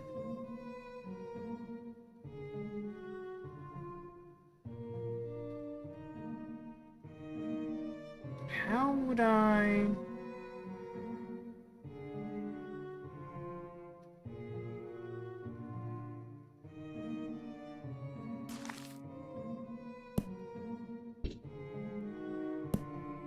So literally the fight is enough for Isabel to kill Lenore.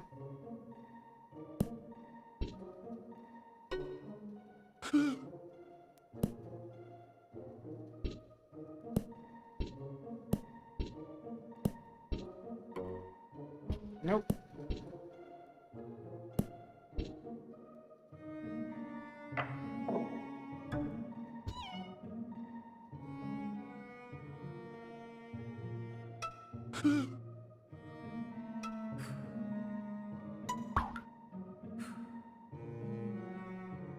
I motivate to kill.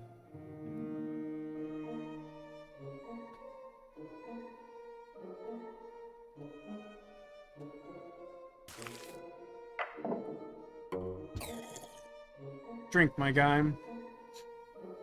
I mean, I was pretty sure it's a literary reference, but, like, I don't even a little bit know what it is, which makes it a lot tougher to know exactly what the goal is.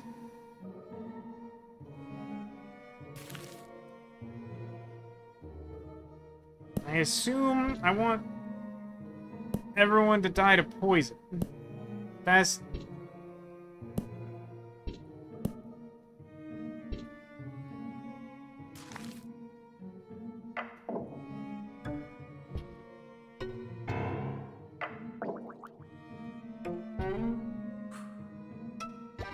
I'm assuming that this doesn't do what I want. Okay, that appears to be a correct assumption. I feel like I need 7 panels to do what comes to mind here, which would be like wedding, rejection, the first 3 panels I have here, then poison and wine.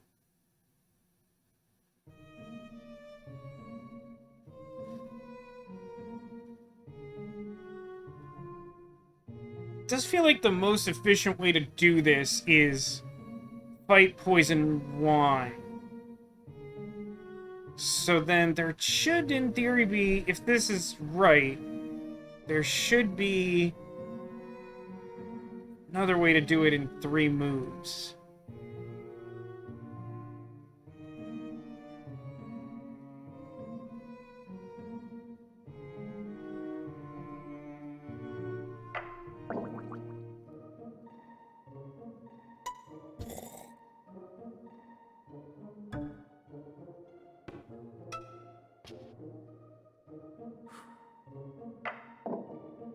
Here's a weird one.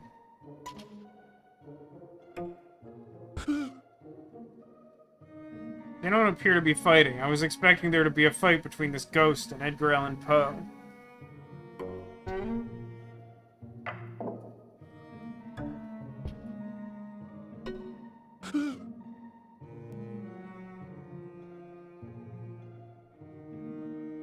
Wait a minute.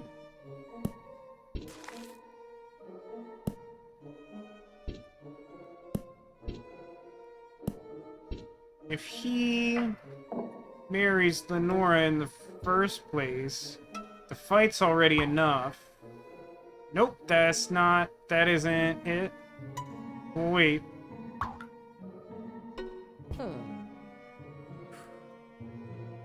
Why is she still scheming? I guess because...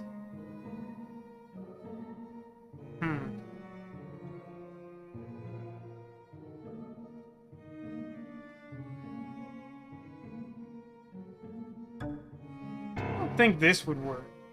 So they fight. That's not motivation to kill. That's not motivation to kill. The only person motivated to kill based on an argument is Isabel. So that kind of has to go that way. But I guess if I just want her to drink the poison herself,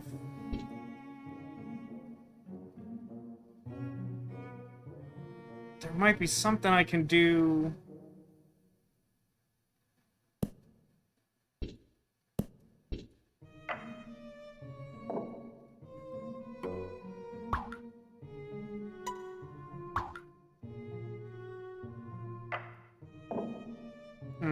This does not work. She just wants to kill him.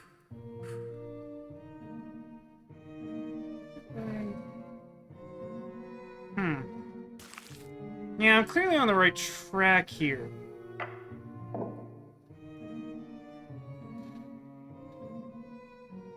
it's hard to motivate her to do it to herself, and it's hard to motivate him to do it to her with so few panels. But, like, we're close. I think it probably involves a wedding.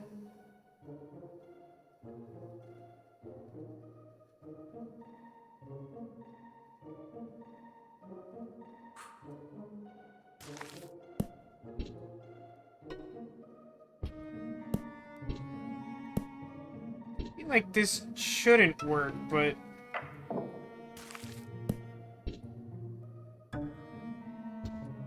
What if we they just have an argument, and she's just instantly ready to kill. But then, no, she sort of remembers putting poison in there, you know?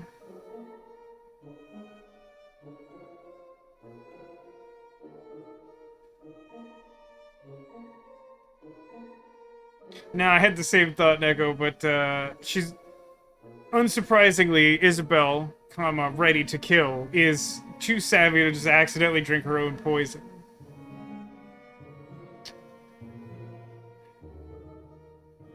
She's the only one who will poison so readily. I get it done. I mean, I guess I basically know that the last panel has to be her drinking the poison, and there has to be someone to poison, unless I get her to poison herself.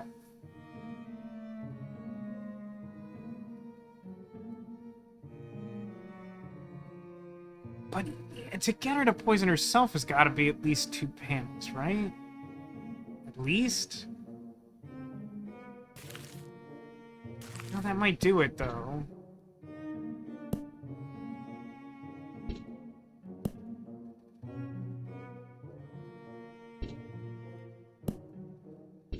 Because I can do...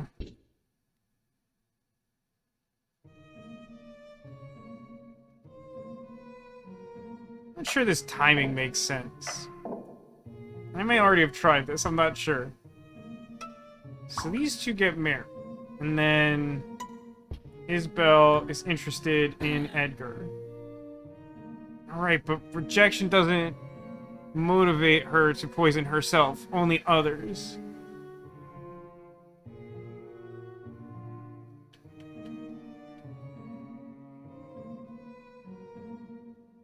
Heartbreak motivates her to poison self.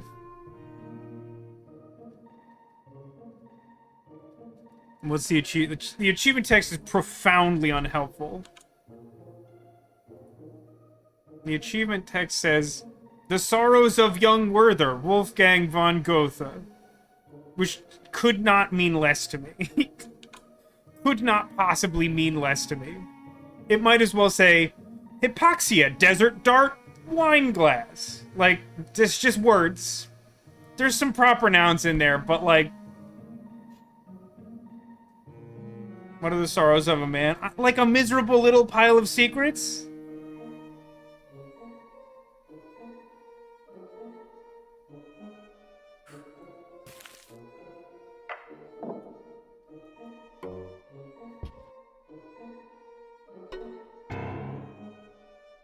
So everyone's fighting. Poe marries Lenora. Everyone's fighting.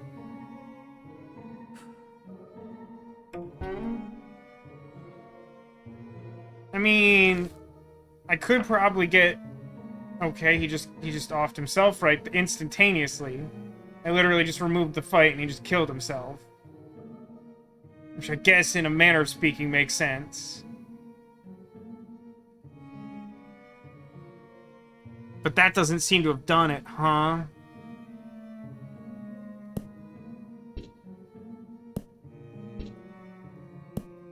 I mean, what if... Okay. What... So say he does drink it first. Now he's just a ghost. Is Isabel a bad enough dude to... Yeah, she'll just keep killing. She keeps on killing.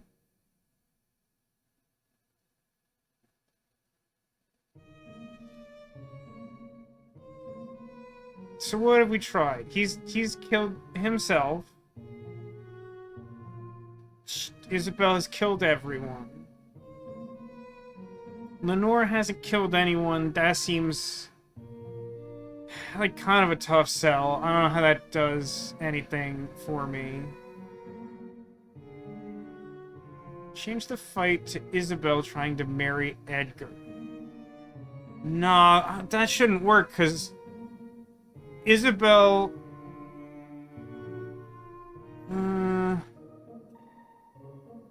I don't know if that helps. Isabel tries to marry Edgar.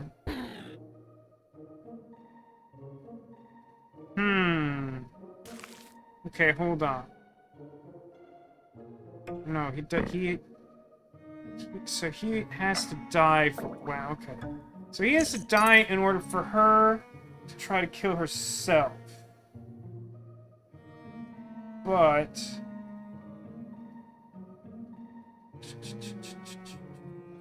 Still need 2 panels, right? I think I'm, like, back where I started. Because, like...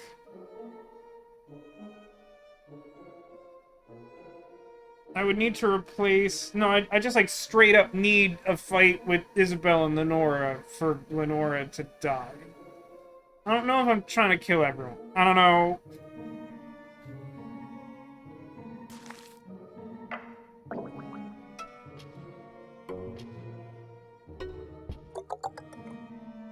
Okay, well, everyone's dead now. That didn't help.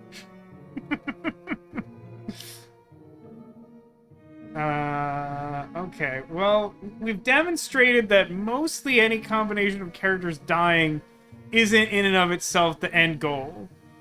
Isn't that the end goal? I have no idea what the end goal is.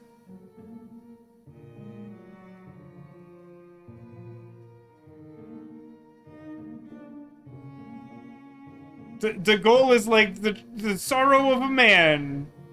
Gotha von Morgenstein. It's nothing. The clue is like the least helpful. It's like nothing.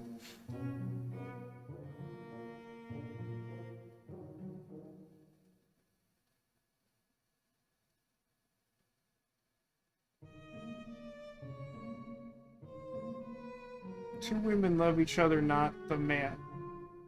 That's the sorrow. The sorrow of a man is lesbians? I mean, it obviously changes, like, a lot of the math. So much of the math, I almost swore about it. Like, a big number of the math. But, like, then, like, nothing will ever kill Isabel. She's, like, indestructible.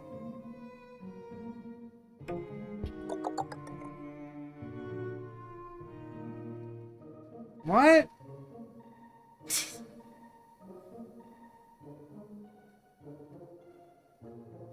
No, he just needed a bottle. He did the work himself.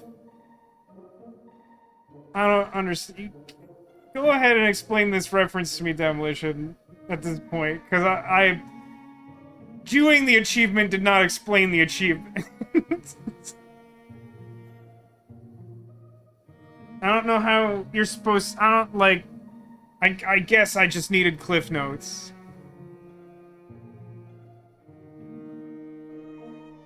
No, to be clear, Demolition, I have achieved the achievement. No amount of change is necessary.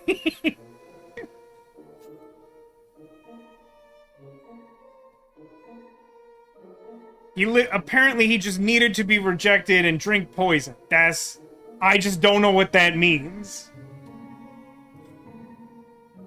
Is Werner von Verfeen just the story of a guy who's sad that lesbians exist? Because, like, let me tell you, as a guy who's, like, basically lived that story, it's really not that much to drink poison about. It's, like, a bummer, but I wouldn't call it, like, the tragedy of man or whatever. The story is 2 women love each other, he gets rejected and drinks poison. That's a dumb story. They needed more interesting stuff to do whatever that story was written. Yeah, man, like, I've been there. Like, big mood and all, but, like, just get a hobby? Like, I don't know. Well, with that, we've run out of things to do. Because that is the last thing in the whole game.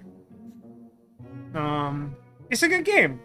The only thing I'd say about it, other than the extremely heinous audio controls, which I will not forgive the game for, they are just unbelievably terrible. There's no excuse or reason for it.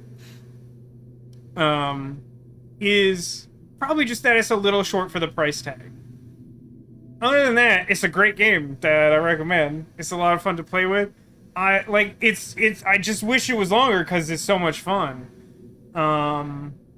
Or even, like, honestly, you could probably slap, like, a whole bunch more achievements in there and just, like, add a bunch of replay value or something.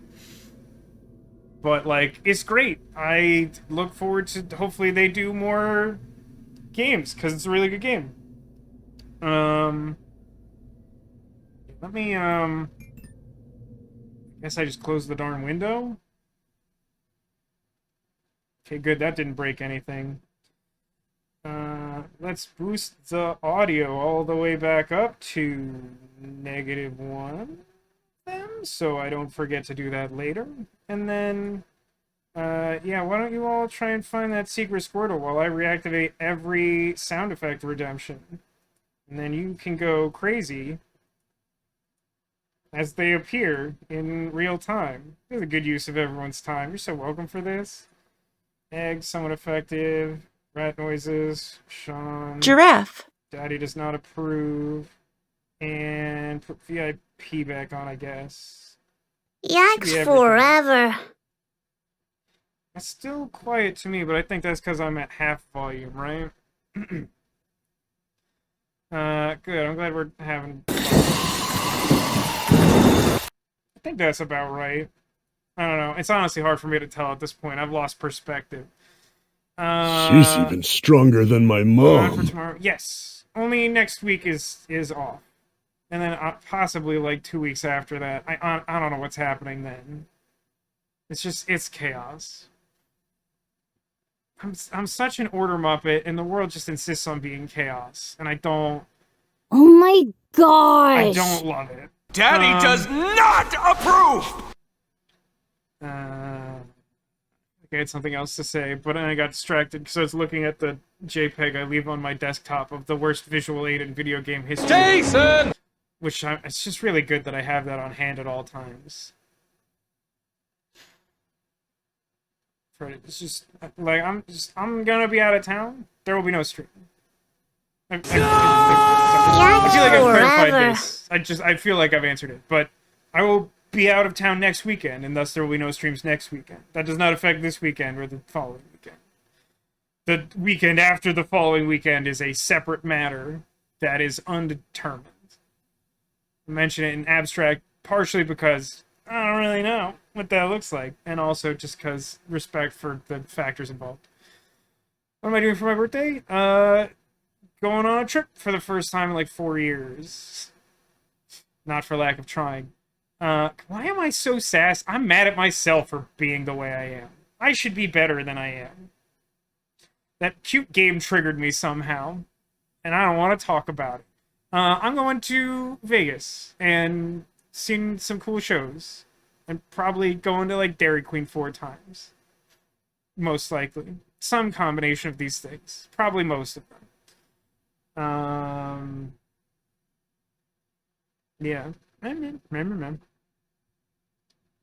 Yeah, life always catches up. This is a bummer.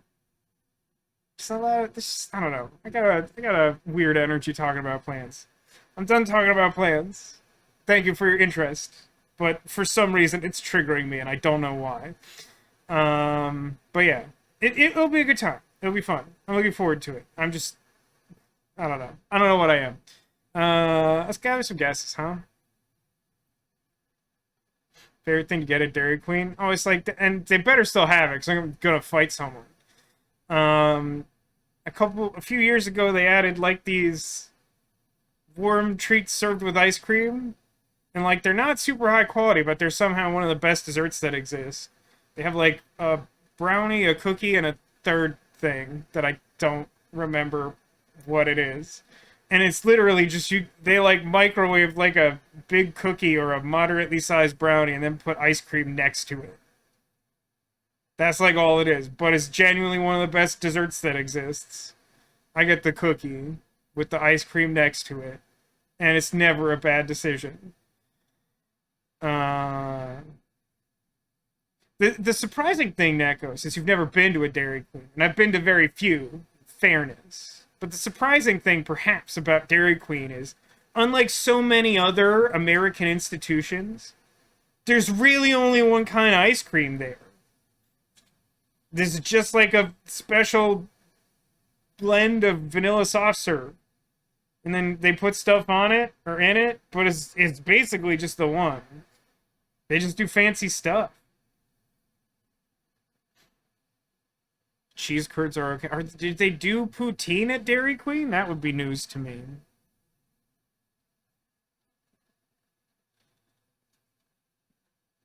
You know, my mom will vouch for the fact that, like, whatever this mysterious dairy dessert is, it doesn't trigger, like, lactose intolerance, so, like, it gives you a nice option for a frozen treat as a dessert, even if you have a more sensitive stomach. No fruit ice creams? Definitely not. They don't even have chocolate. It's wild. It's a weird age we live in, Neko. Anyway, the estimates on beating this game with all achievements are pretty close to where we got it. Admittedly, definitely got some help from chat in there. Definitely got at least a little bit of help from chaotically clicking stuff at random. It's a good game, though. Like, I just really like the concept. It's very simple and straightforward, and like, I like the last chapter. I think does a really good job of building on, like, all the stuff you've learned throughout the game. It's a really good game. I just got in such a weird mood by the end. I don't know why. I don't know why I'm here. But yeah, we'll be back tomorrow with Disco Elysium. And we get to talk tomorrow about the thing that I should have known all along. It's been bothering me for 7 days. But that's a tomorrow problem. I mean, go ahead and, if you haven't already, somewhere on this couch behind me is a secret Squirtle. It's not this guy. He's right there. Does that look like a secret? Nah. No. Dairy Queen on Tuesday. That's rad. There's not very many Dairy Queens near anywhere I've ever been, but the place I usually like to stay in Vegas has one in its basement, and so you're like, it's 10 o'clock on literally any day. I could go for a cookie that's too big with some ice cream next to it. Done. Apparently they also extended their business hours because they used to cut off at like 10:30 and now it's at 11, which is dangerous news, but I'm still gonna call it good news. These are like I'm not being funny here. These are the things I get excited about. I don't like normal stuff for normal people. I want a Dairy Queen in my basement that basically only has the most limited possible menu because all I want is big warm cookie. That's it. Okay, hold on. Let's gather these guesses. I see some of you have repeated them. I just want to make sure I don't miss anything. A couple guesses inside the Octo hat. And then I think down to Pikachu and in the ghost pile. Big Worm Cookie is very good. I'm just like, listen, I'm a simple man, and I get criticized a lot for being a simple man. But, like, the joy that it might take someone, like, several expensive alcoholic drinks to get, I'm like, I could spend probably some comedic markup on a dessert. Spend, like, $7 or $8 on it for one microwaved cookie, and that's all I want. That's the whole thing. Alright, I'm gonna stop my insane unhinged rant, and let's move on with our lives. How do you guys like Storyteller, by the way? I didn't get much sense in chat. Early on, I think people were liking it. I don't know if I scared people off by having just an insane emotional breakdown at the end of the stream.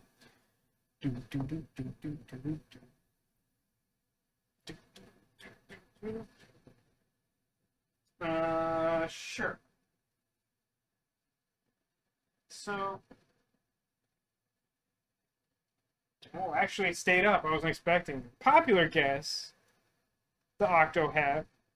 I like that this is caught on as a nickname. It's a reversible octopus, which currently contains the Sleeping Eevee. Be very quiet. Shh.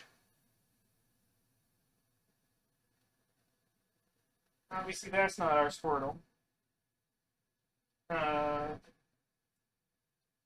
There's a gift behind our Pikachu. Hiding over there is what is affectionately known as the cool spot. Regrettably not further containing a secret Squirtle or anything.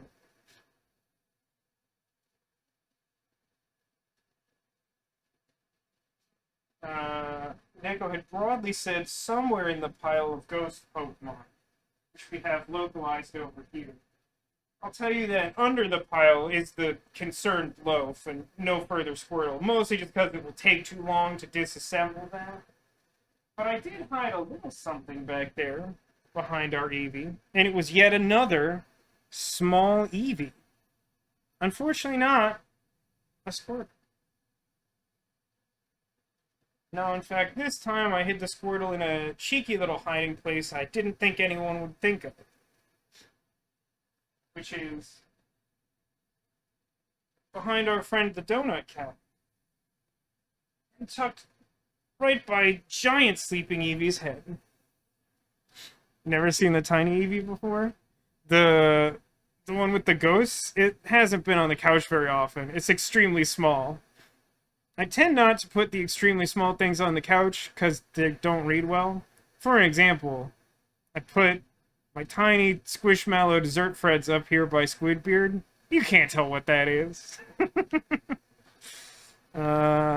Anyway, thanks to everybody for playing. Of course, no luck finding the secret Squirtle this time, unless maybe you did in the future at home.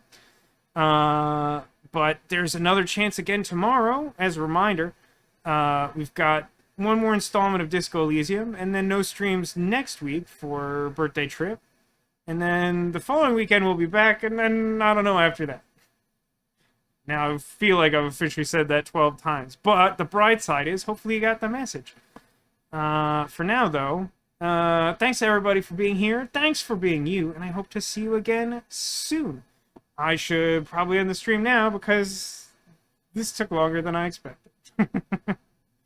Mostly because I won't shut up. But I hope to see you soon, and in the meantime, until then, whenever that may be, remember that you are Clawsome.